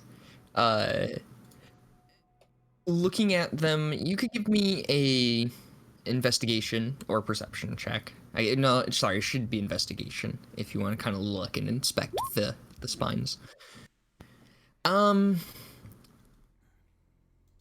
There's sparks kind of coming out of the end of it. They're hot and they're pointy. Someone did get hit by one. They were Jade. It was like fire, almost like a fire starter. I got hit by this guy. I don't think those guys hit me. Okay. This guy created a wound, right? He created the wound, and I think something fired out. That created some fire at some stage. I saw a flash. I wasn't sure what it was. I'll go and see if I can remove a couple of them. Or did the ones lying around look like they still? The ones lying around are relatively inert. Like, they're still hot to the touch, but they seem to be cooling down, and they're just kind of pointy spikes. Yeah, I'll see if I can sort of nice and sort of like deftly remove some. Alrighty, give me a survival or a sleight of hand. Can I assist him? Yeah. Okay, I'll help you out. Is that an advantage then? Correct. Yeah, wow. Alrighty. Couldn't have rolled much worse than that. That's pretty bad. Wow. We tried. That's okay. As you are reaching your hands down and Jade's kind of helping to like hold the tail in place and kind of helping to guide you, your hands kind of just slips. There seems to be some almost like grease on the outside of these tail spikes, and your hand just kind of slips and you stab yourself a little bit on the top of one. And as soon as you do, your hand feels like it's on fire, and you take 5 points of fire damage. Ow. I rolled high. I was hoping to be lower than that, but It's all good. It's all good. Are there still some intact? there are. You could try again. Can You know what's the worst that can happen. I now will try again. Hopefully, Jade. Do you want to give it a try? And I can help you now knowing what to miss. Maybe your hands are more steady than mine. Can I roll survival though? Yeah. You could roll survival or sleight of hand. I mean, I can try if you wanna have. I'll give it a try. I mean, you're already a little bit. Hey. Go for it. Good work. Very nice. You're able to get 2 of these tail spikes off. Essentially, they'll act as darts. They are a D4 piercing damage plus a D6 fire damage with a range of 20 feet to 60 feet. Very cool. And I can make that a little proper note if we want it to be, so it's not just in chat. Sounds good. Maybe later. We'll add them on. Yeah. Cool. So if you're proficient with darts, it's like a normal dart, dex plus proficiency, and then d4 plus proficiency plus the d6. If you're not proficient, then it's just the d4 and d6. No. You should keep both of them. I'm not that good at range. Thanks for helping get them out. Some of those things weren't too hurt by the sword, so maybe these things can help later on. Smart thinking, Papa. So where to? I mean, when we came across the bridge, there was the tunnel down, which I guess is that this big contraption takes us down to that level, I'm guessing. Should we do that, or there was a long other one on the far other side?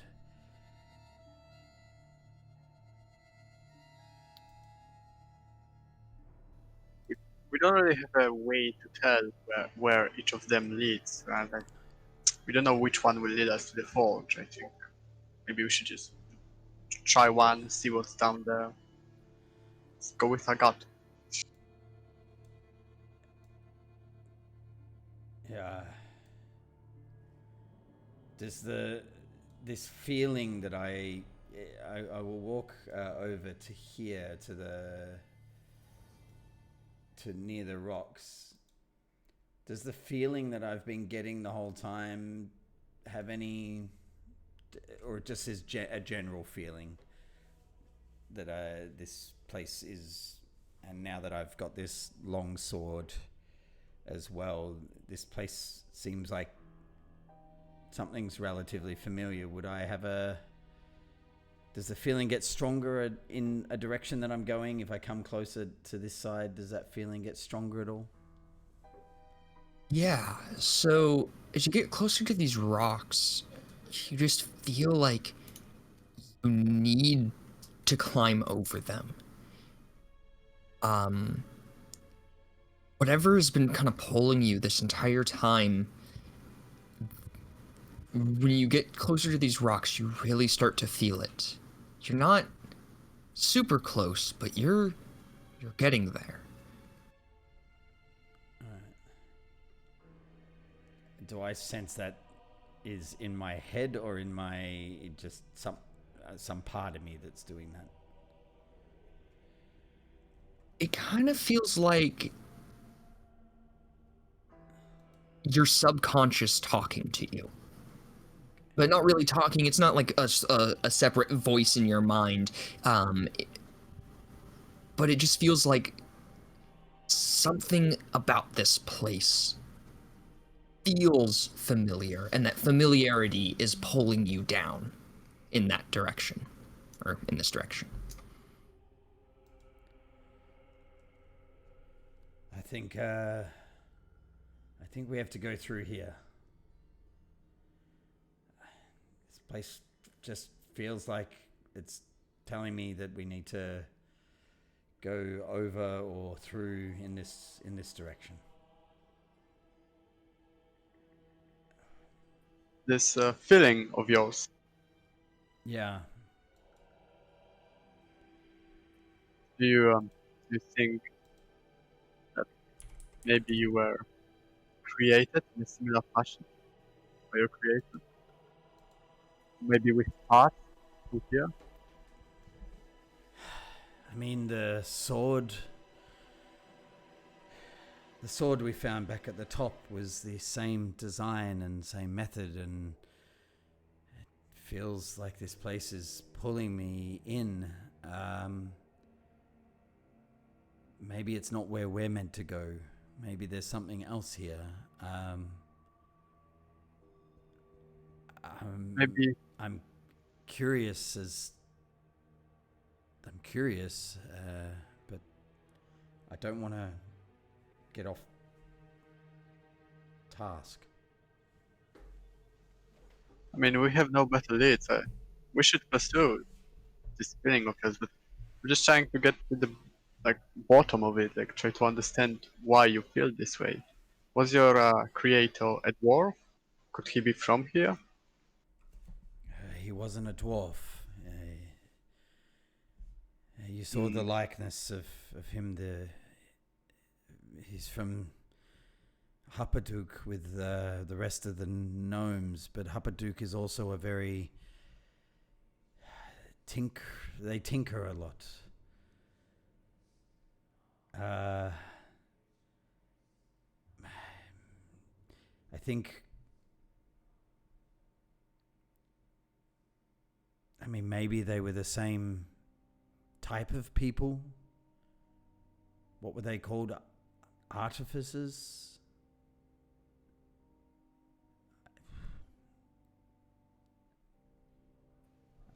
Maybe That might be it. Maybe he was one of them. Maybe there's a clue to where he might have been taken.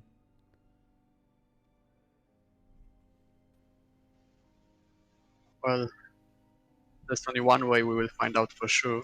Like, going where the feeling takes you. So, lead the way. All right. Do we see a clear way through?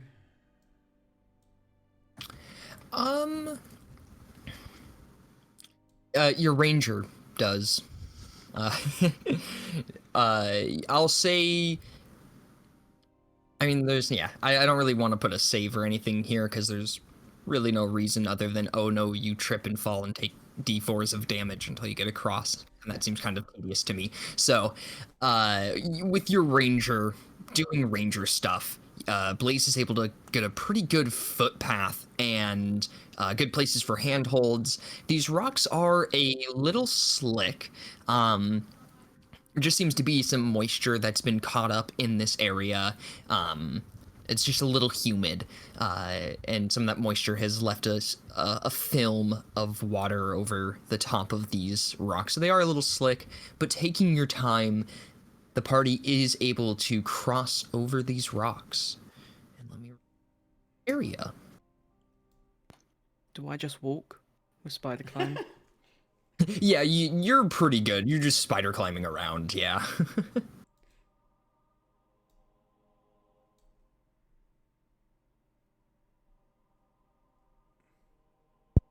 Alrighty.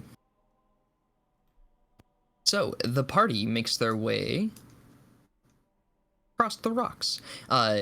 These maps aren't really, actually lined up. The bottom of these rocks, or the other side of these rocks, is just right here.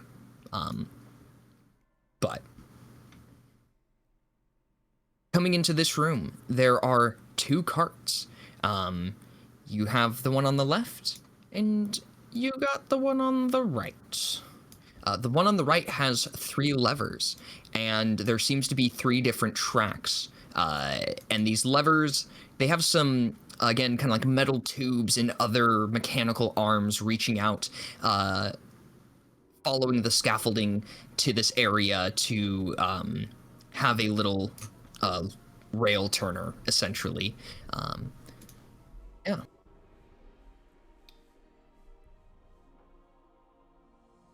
So we assume this one on this side goes back to that other path that we saw, maybe, but is there any light coming from one of the 3 tunnel tracks? That's a good question.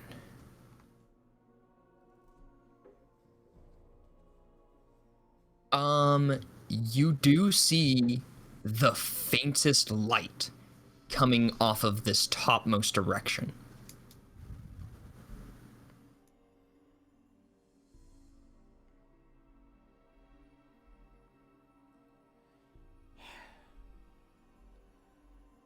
What do we think?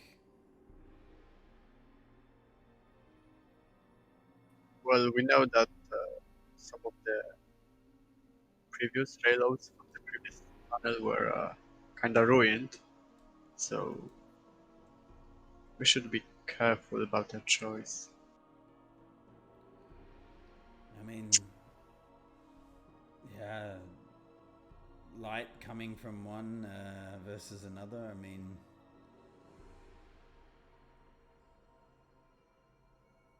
phew. Do we have any way of seeing? Do we have any way of seeing ahead? From where you are now, not really. These tracks each go out a good 200, 300 feet. Again, these tracks kind of go over another ravine area where there is just this massive mine that's been carved out here by the dwarves. Little pockets of caverns underneath. It's a pretty big place that's been carved out for potentially hundreds of years. There's no more life, except for fiends. Blech. Are we willing to gamble? Maybe we can just like do a quick run along the railroad, just see. I don't think we have to go on foot all the way. We can just have a peek. Yeah, we can do that. Do these wagons look like they're, with all 4 of us moving them, would be able to move from one track to another track? Ooh, good question.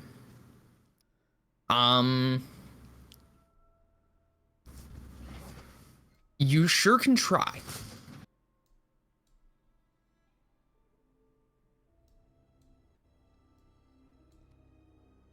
They are pretty big, but there is 4 of you. You may be able to get it either dragged or kind of like tipped off of the tracks and get it pulled over to the other side. If so, I'll say we'll do a great group athletics check and have everyone roll me athletics and kind of take an average of it. So here's my idea. Tell me if it's silly, but I mean, we can walk down and get a bit of an idea which one, but they're a long way across. I mean,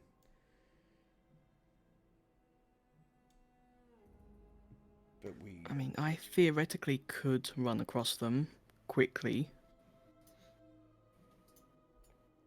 Yeah. See, if we can work out which one to take, we could also maybe put 2 carts on and hide in the back one, but go so that the front one comes, so that if anything's down there, we can pop out of the other one. I could literally cast a spell on myself and double dash while using spider climb to quickly run down one of the routes to see if it's good or not. Then the left one was the one with the light. I don't know whether light's good, but I guess light is good. Okay. But about this time, as you all are preparing for this, you can hear some mechanical noises coming from the leftmost track. Off in the distance, it sounds like mechanics and, again, pneumatics kind of hissing as air is being moved around. And as you're walking over and getting ready to do your thing, Dorian, this lever here flips over, and this cart shoots up the track.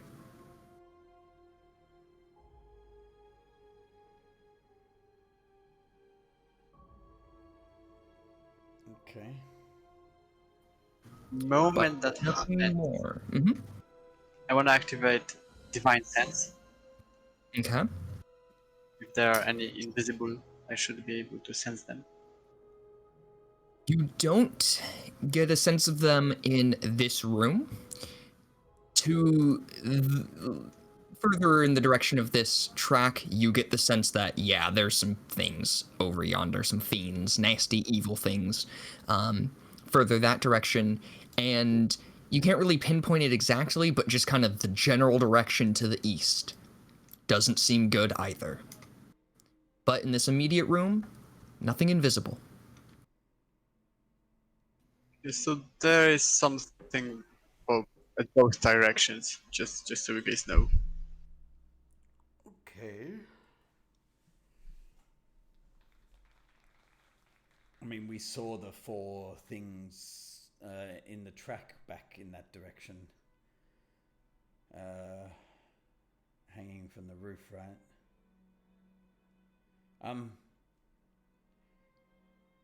Well, go and check it out, Dorian.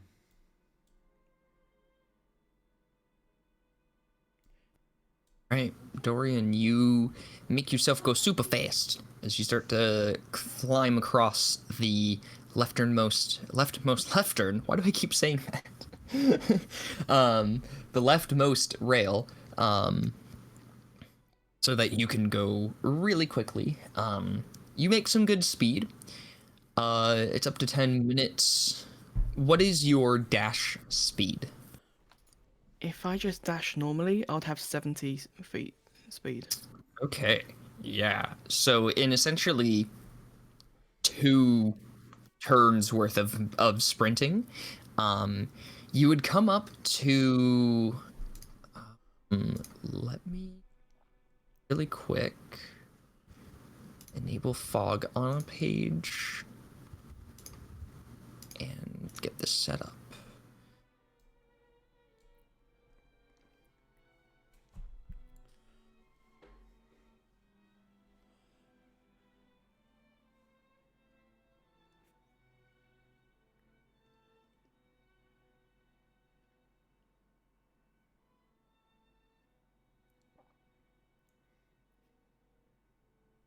Okay, so I'm gonna move you all over just temporarily.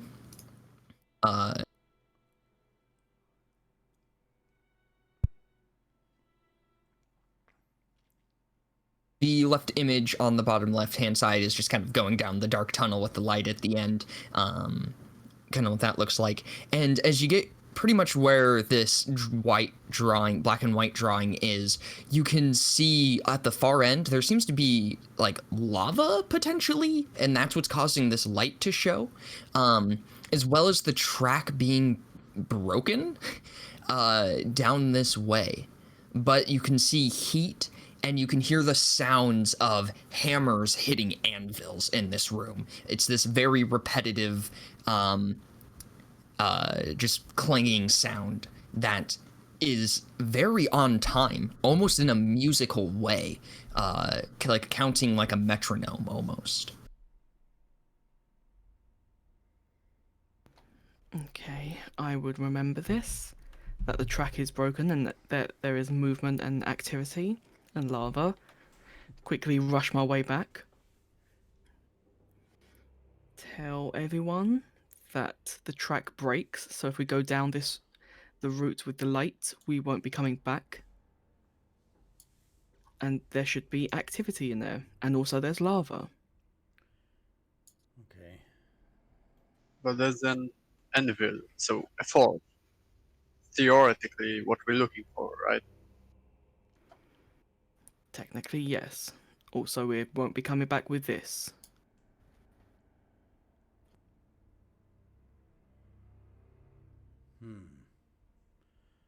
But we don't I- need this to get there, is that right? We just need it to get back. Well, we won't get back. Like, if walking on the tracks wasn't easy, if I didn't have spider climb, I probably would have fallen off a couple of times. Okay. Not to mention I was running. Yeah. But Okay. yeah, if we take the cart, we're not coming back with the cart. Okay. Do you want me to quickly run down the other one very quickly and then come back?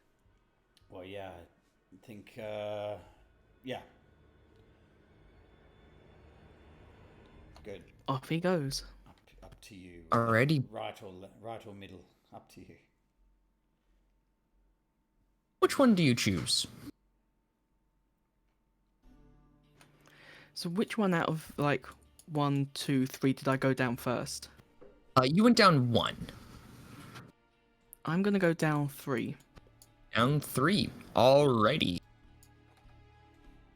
was a pleasure to know you, Dorian. It was a pleasure to know you. Going down this way, the track goes on for quite a bit and kind of just darkens up around you. You don't really see a light source like you did in the other place. You travel about the same amount that you did the first time. So in 2 turns, 280 feet, I think it was. If it's 140 per turn. It looks like there's probably another extra 100 feet of rail before you would get to where it kind of, whatever room it enters into. But as you're walking or kind of spider climbing around here, you're looking around, you just kind of happen to catch a glimpse with your eye, corner of your eye, this little shining opal for a quick second, and then it seems to just disappear.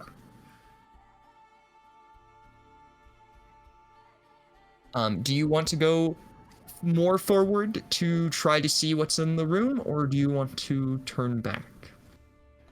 I would like to go forward just a bit more to see if the tracks lead anywhere that's not going to kill us.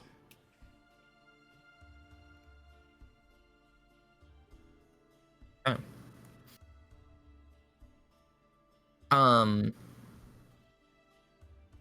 Just a little bit closer.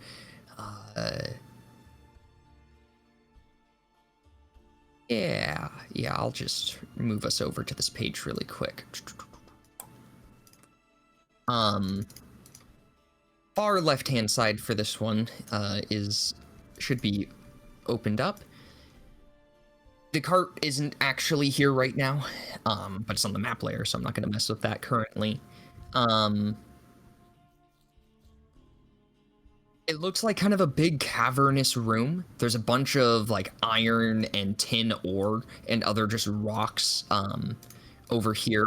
There are more just kind of towering big, almost like Grand Canyon, Arizona style rocks formations here. This black circle is just a massive stone pillar that is adding as a support in this room. This room does seem to continue on, and I'd say off in the distance, ever so faintly, you can hear the sound of chains dragging across the floor. You also get a really gnarly stench in your nose as well, Dorian. Like something's really, really stinky down here. Right, then I'm gonna head back to everyone. Okay.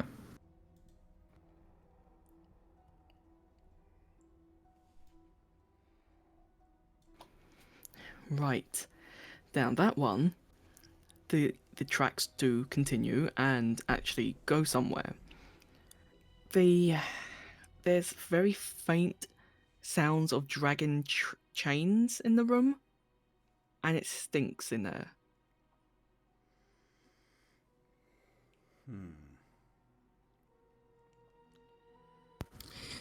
Jade, I know it may not necessarily still be up, but you start to feel the presence of something not so nice coming from the westernmost track.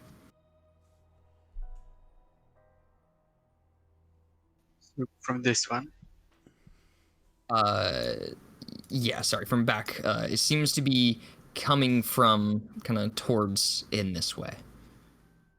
That makes sense. Okay, so I don't wanna rush you guys or anything, but something is coming from that track.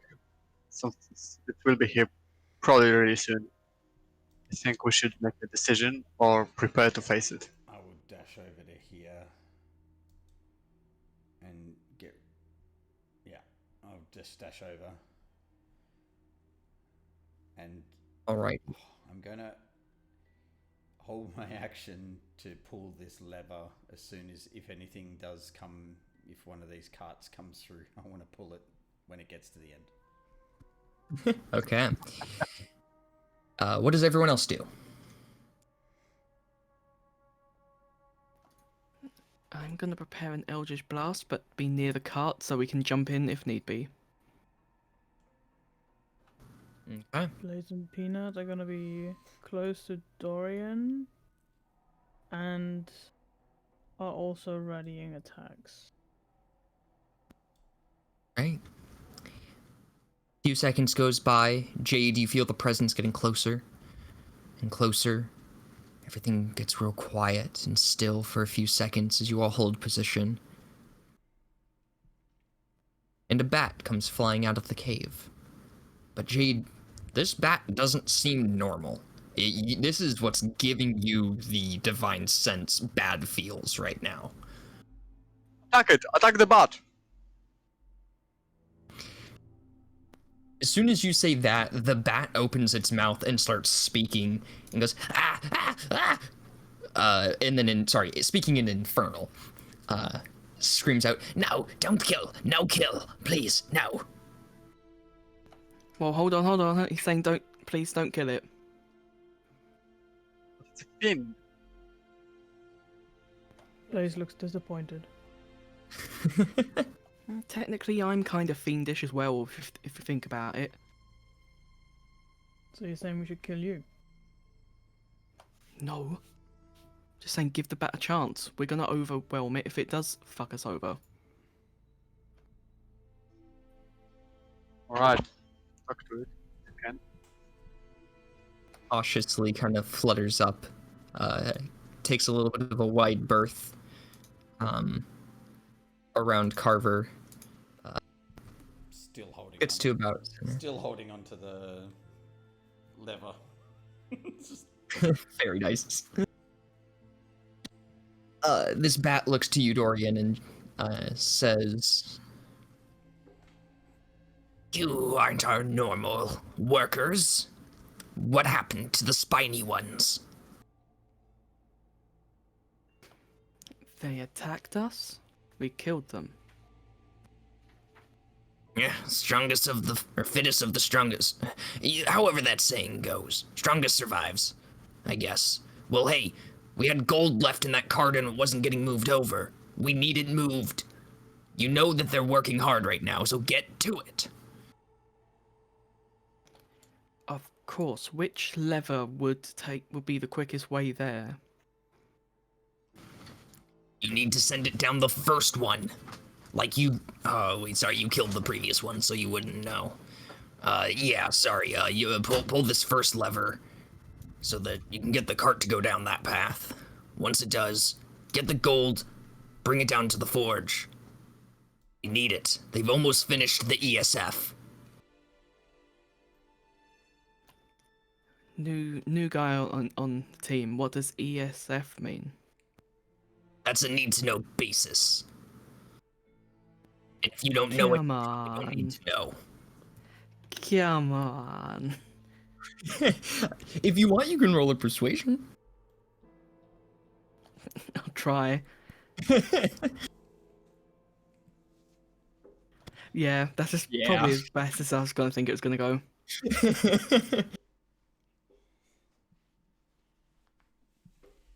We're gonna send the cart back down.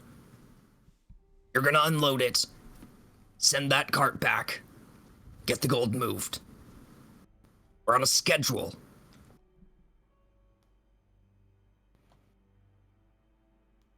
I sort of go, okay, and sort of wipe my nose, but also cast a message at the same time, like to Jade, and yeah, to Jade because Jade's the one, and sort of say, yeah, he thinks we're working for them, so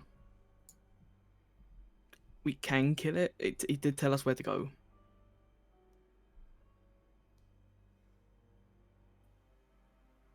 If keeping up with this charade can get us in the forge, I'm okay with it being alive.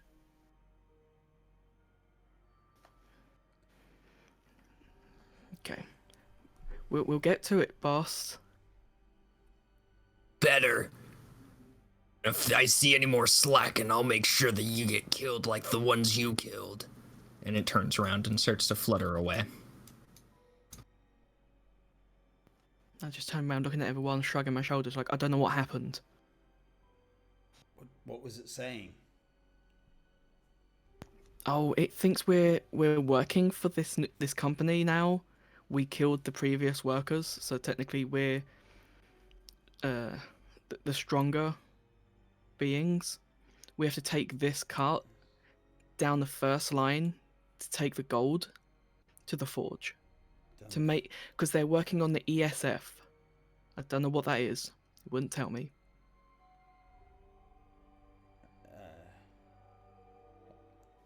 So what's the call? Do we stay long? Have any of That's us it. heard of ESF before? Is this something I might Seems have like heard just before? some No. string of letters together.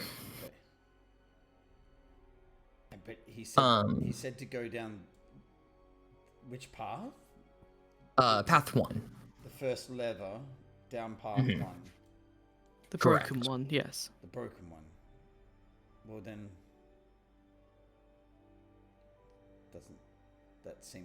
doesn't seem right. Because about the time you say that, the cart just comes rushing down, and it seems to have a... You pull? I pull this lever. Sorry, I was Okay. still holding on to it. Very nice. As soon as you do that, it just shoots back the opposite direction. Oops.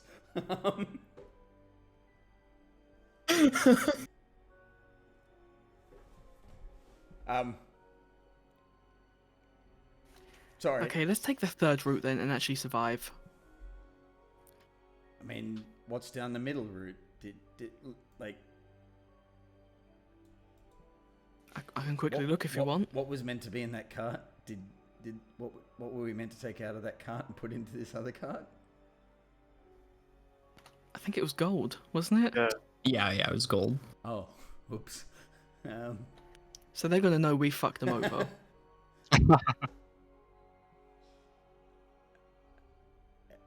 I will run over and I'll pull this one here. Okay.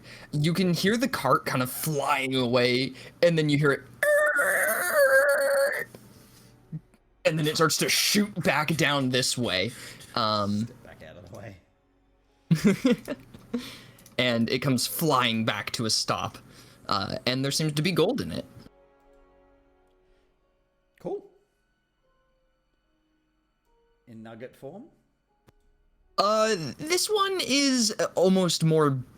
It's still a nugget, but it seems like someone just took a hammer to it and bent it out into more like a bar shape, but it's not like a proper iron ingot, or gold ingot, sorry.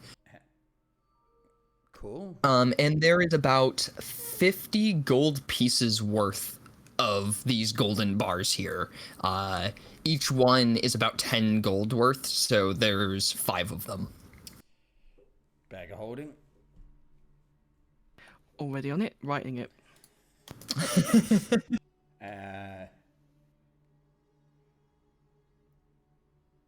Cool. So, if we go on the left-hand one, you said that the left-hand one is broken. We haven't checked the middle. And the right has terrible smelly place. But it also has a lot more ore of like iron and tin. Okay.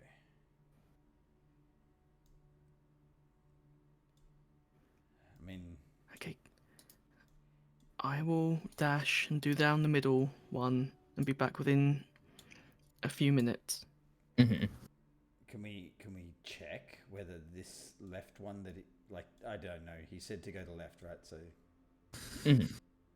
Yeah. Flipping that lever, it seems to.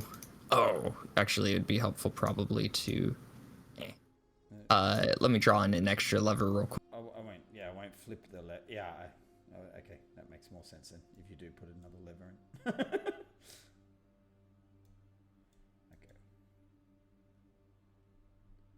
All right, that lever will make the cart go. These three here choose the direction. Okay. After you, Dorian. Also going down this middle path, the path 2 and path 3 seem to kind of curve against one another for a little bit, and then they split off after about 100 feet or so. The one on the right really starts to bend down to the right, whereas the one in the middle keeps more of a straighter ride or walk down there. Going down this path, you get to where you've been going to first, to kind of stay definitely safe distance away. You can smell like paper burning from further on within this room. Like the other places, there's kind of like this big stone archway that the track runs through. Off in the distance, there's a very, very, very slight glow of an orangish red color. Whereas the forge's glow was a much brighter, almost yellow color at the end of the tunnel. This one's a very dim light that even this close, you can barely see it. You also hear the noises of... You speak Infernal. You can hear a couple of imps complaining, saying things like, why do we have to carry all these books? Books suck. Why do we have to carry them? Work sucks.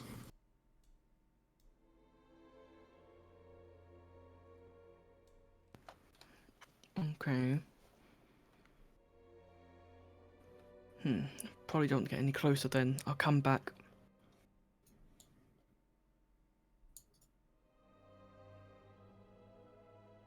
And inform everyone that down the middle path, clearly it still connects to the forge, but further away, they're burning pages or maybe books because there are imps ahead talking about carrying books.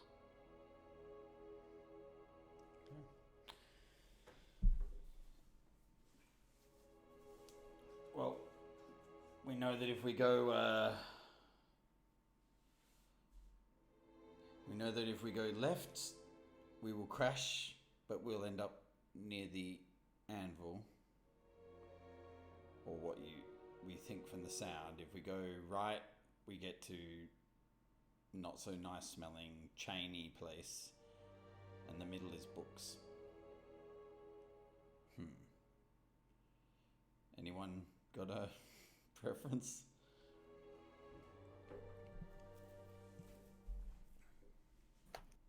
Kind of get the feeling that if we go to the middle one, we'll get sort of sandwiched between whatever is in both areas.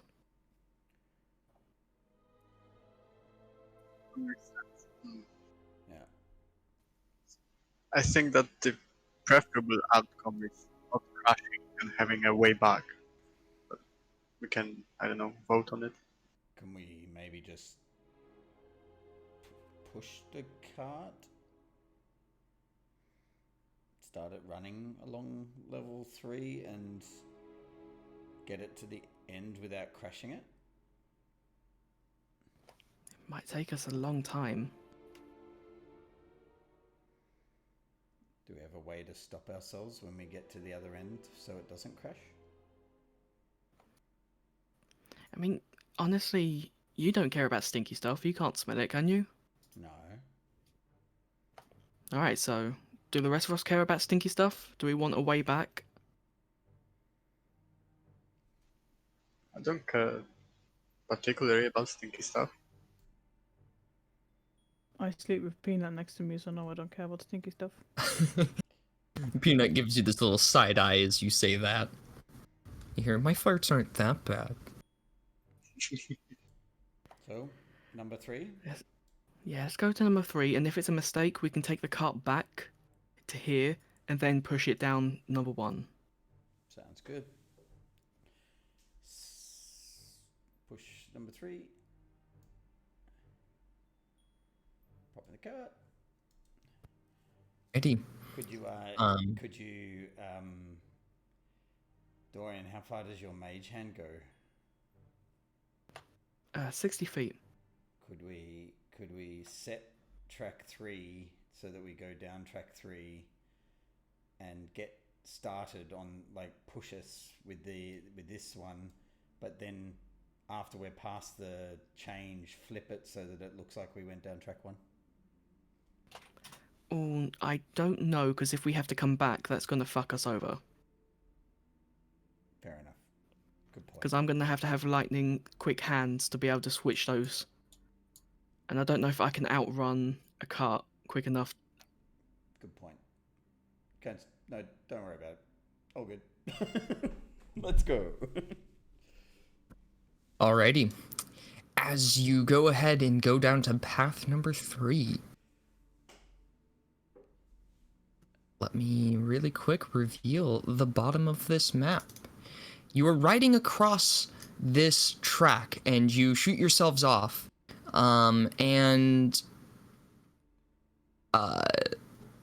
As you're riding along beside the other track, a more ghostly-like cart kind of apparates out of nowhere and starts to ride on the parallel track to you. These ghost dwarves stand up from within this cart with these ghostly spectral pickaxes. They look real mean and start screaming at you all in Dwarvish. Does anyone speak Dwarvish? Nope. Nope. Nada. All right. So it is just profanity probably being screamed at you. You're not really sure. But as you see these people pull up next to you all, I need some initiative. Okay. Oh, it's a car chase. Dun, dun, dun, dun. Thank God you have some darts. My initiative is just ridiculous. Nice. Wasting all of the rolls on initiative.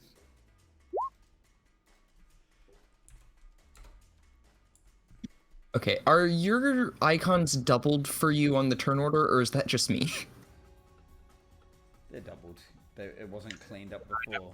Ah, gotcha. Okay. Mine isn't.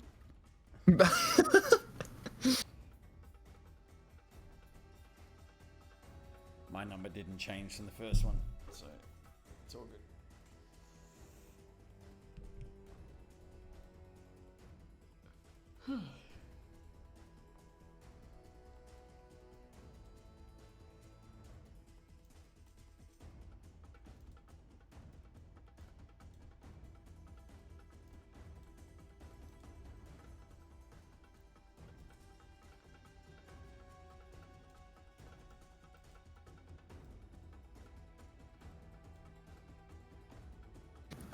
Alrighty.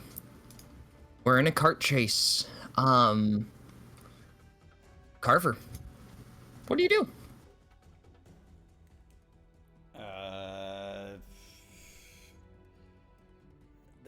They're ghostly or ghosts? Are they? It's odd. They seem to be like apparitions, these see-through versions of these dwarfs, but they seem to be tethered to the material plane.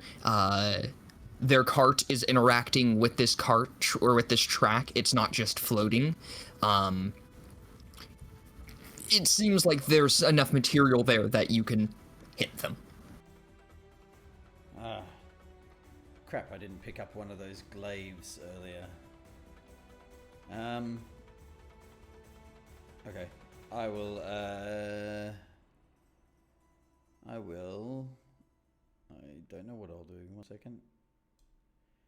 I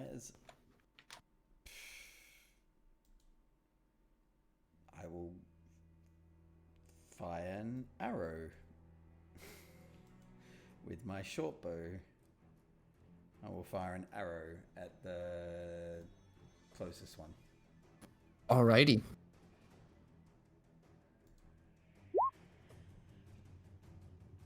$18 will hit. You deal 6 damage. This arrow, it like goes through part of this spectral being, but then just kind of like falls inside of this ghostly apparition and just seems to kind of be floating in there, almost like an ooze. How an ooze holds things inside of itself, but with ghostly apparition instead of gross ooze things. Okay. Anything else? I will fire again at it. Oh yeah. 6 points of damage. Very nice. Total of 12 points from 2 arrows. This ghost dwarf, it's doing all right, but definitely got hurt. Yep. And that's my turn, I believe. Yep. Alrighty, Peanut and Blaze.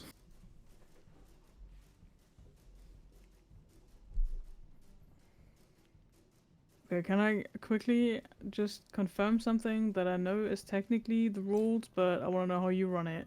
For sure.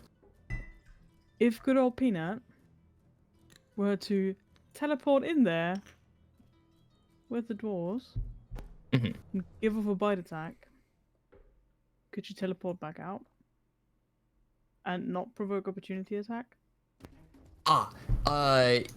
Teleportation does not provoke opportunity. Okay, I just wanted to confirm that. So that's what she's gonna do. She's gonna pop over there and she's gonna bite this one. Very nice. Or attempt to.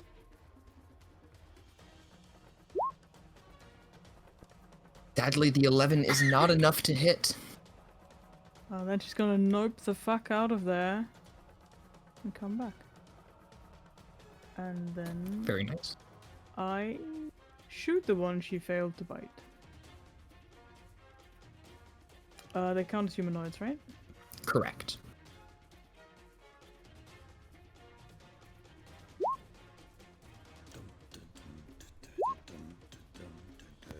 Very nice. Cool music tonight. Okay, well once again I forgot to have advantage, so just in case I crit. No, I do not crit, but good that we get that 11 out of the way this way. Yes. And then I shoot again. There we There's go. the crit. Nice. Nice. Whew. Yeah, this one down here is not having a good time right now. Oh, that one is more than bloodied. At this point, 2 arrows shooting into it. Again, like the other one, they're kind of floating around as if it's kind of like how an ooze would hold materials inside of it. But this creature's form is starting to kind of flicker, and every time it flickers and starts to disappear, you see these chains appear around their wrists, and they seem to be tethered to the cart. And then as they fully reapparate, the chains disappear. Anything else? That's it. Alrighty. Dorian. I'm gonna shoot the one that Blaze was shooting. With Eldritch Blast.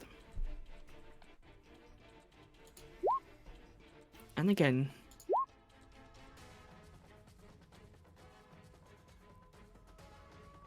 Alrighty, the 9 won't, but the 21 will. Very good. I'm sorry, you said you did that on the one that Blaze just hit? Mm-hmm. Cool. Yeah, that is plenty to finish this creature off. The force damage just obliterates this apparition as little pieces of it go everywhere. The arrows drop down into the bottom of this cart. And as it dies, you see the chains fully appear, and they just shatter into this ethereal essence of magic as they fade away. You hear a soft, "Thank you," in your ear, Dorian. At that, I will bonus action push this one back 5 feet. Because there's not much else I can do, but I really want to use my bonus action for stuff. Okay. It failed. So I just heard the "oh, thank you," and it's like sort of a with this like mage hand. And you wanted it to go back 1, right? Mm-hmm. Cool. Hey, question. I have reach of 10 feet from my weapon and it just left my area when it was pushed back. Could I do an attack of opportunity or not? I will give you an attack of opportunity, yeah. Alright. That'll smack into it. Dealing a good 8 damage. This creature is now bloodied. You have 1 dead, 1 bloodied, and 1 untouched. Anything else, Dorian? No, that's it, thank you. Alrighty. The 2 ghost dwarves remaining toss out their pickaxes across to one at Carver and one at Dorian. Well, Carver, I don't need to roll disadvantage because I rolled a 1. So, oh no, and then I rolled a 20. So, Dorian, you take I see. You take 15 points of piercing damage as this ghostly pickaxe just slides through you, somehow cutting stuff up on the inside, causing internal bleeding. It then appears from your back, kind of passing by Blaze, hits into the cart, and then it teleports back into the ghost dwarf's hand.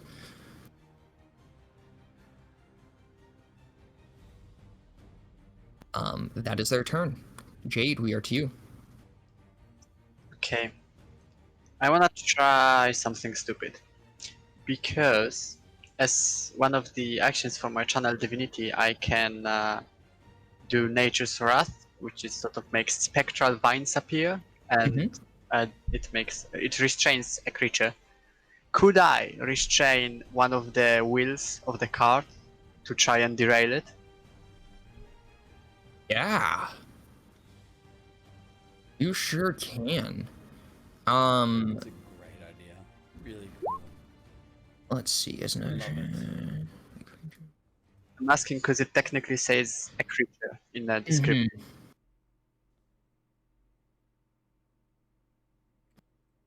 Does say specifically a foe, but I mean, I like the use of it. Okay. I will allow it. Let me give... Okay. I'll say it's more up to the dwarves themselves to try to stop this, or to kind of keep it back from derailing, and they failed miserably on that. You channel divinity calling for Avandra's help, and these vines from the side of one of the walls in this cavern just starts to crack as vines leech out of it and wrap around this cart's wheel. It causes the thing to almost just spin 180, and instead of it connecting back onto the track, it just continues to spin out of control. It topples over and starts to fall. A few seconds go by. A few more go by. About 20 seconds goes by, and you finally hear down at the bottom. then a faint sound of some sort of magic dispelling. And as a party, you all hear some soft voices also saying thank you, which is a little weird, being that they just got pushed off a cliff. But one of them says in a gentle voice, "Use your heart, not your brawn, to gain the blessing of the Allhammer."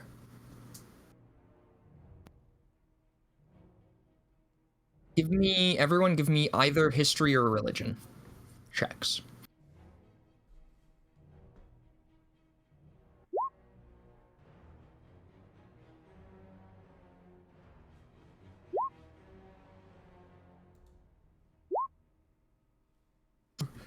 A hot diggity damn, Carver. Hearing the name Allhammer, like something deep within you is almost awoken when that is said. And you get a memory that you haven't thought about in a long time. And it was of your creator and you hanging out in his laboratory-like room or invention place, his warehouse, essentially. And you were reading a book, and in that book it was about a few of the more common deities around.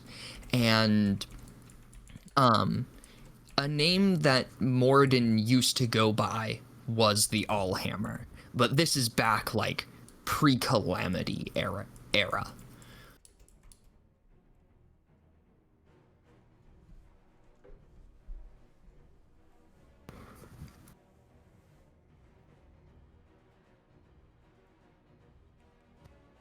But oh yeah, sorry, this cart's gone, so I can get rid of that.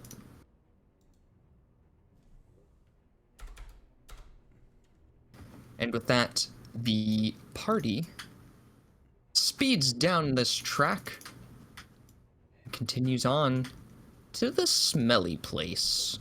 Nice work, Jade. Ah, thank you, kinda. An impulse, really. That was impressive. I've heard the Allhammer before. I read it in a book. I think it's that guy that was at the front of when we first came in. Is that right? The Morden? Correct.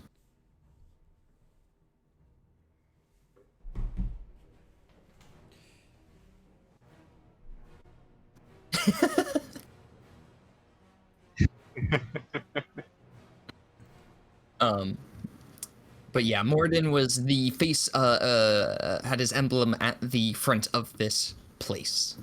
And the dwarf said to use your heart, not your brawn, to gain faith of the Allhammer. Or to gain blessing of the Allhammer.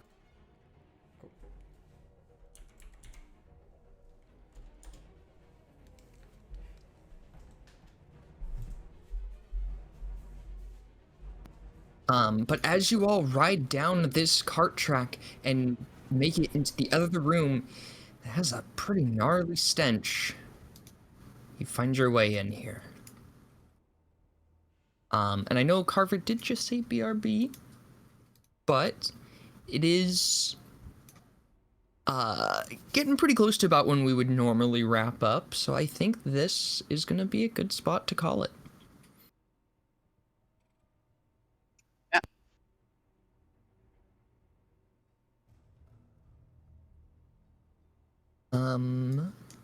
But yeah.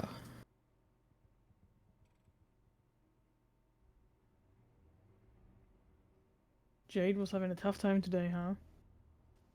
Not my luckiest one, yeah. The vines worked out. Well, hey, I hope you all gods need a day off or two. yeah. Yeah. Like, oh, this is some crazy shit. But I hope this is so far a decent dungeon. And I hope you guys enjoyed it. Yeah, I'm liking it. Mm-hmm. But once we get out of this dungeon area, we'll be kind of back more to less combat heavy situations. But since this is kind of the wrapping up point of this quote unquote story arc, this will be kind of a bit of a straight up dungeon crawl. But yeah. But yeah, we're gonna go ahead and end it here today for Carver. Okay. Just since we're kind of at a normalish wrapping up point, and I don't want us to get too caught up in something and go too late. But sounds good. Well, I hope you all had fun, and we will play again same time next week, hopefully, as long as everyone's available. Perfect. See you all next week then. Have a good Bye, one. have a good week. That was a lot of fun. Yay, I'm glad. Right. Bye. Ciao, ciao. Bye.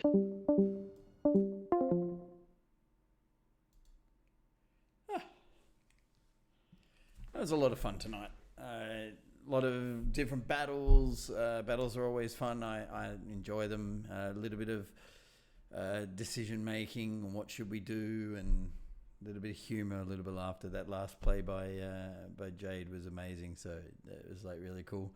It's like expecting like have to get into a little battle there with these things, and then all of a sudden it was like, rip the card off.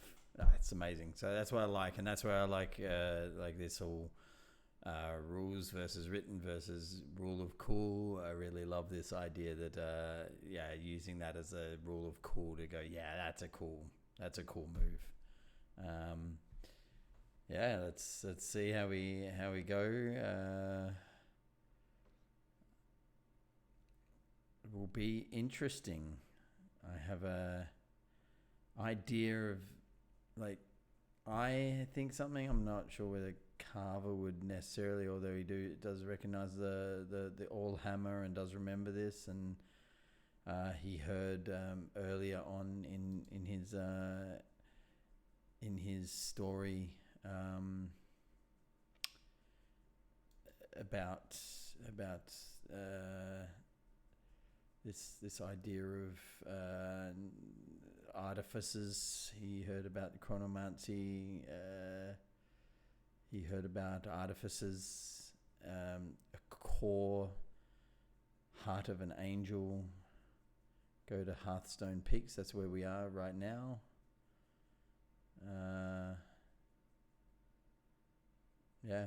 So he's in an area where he's heard that's what he needs to maybe go and source out. So he knows that, and that might be something he needs to look into.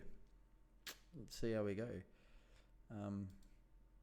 But let's see what we do. All right. Fun game, enjoyable game. Let's see how it goes next week. Perfect. Enjoy. Have fun.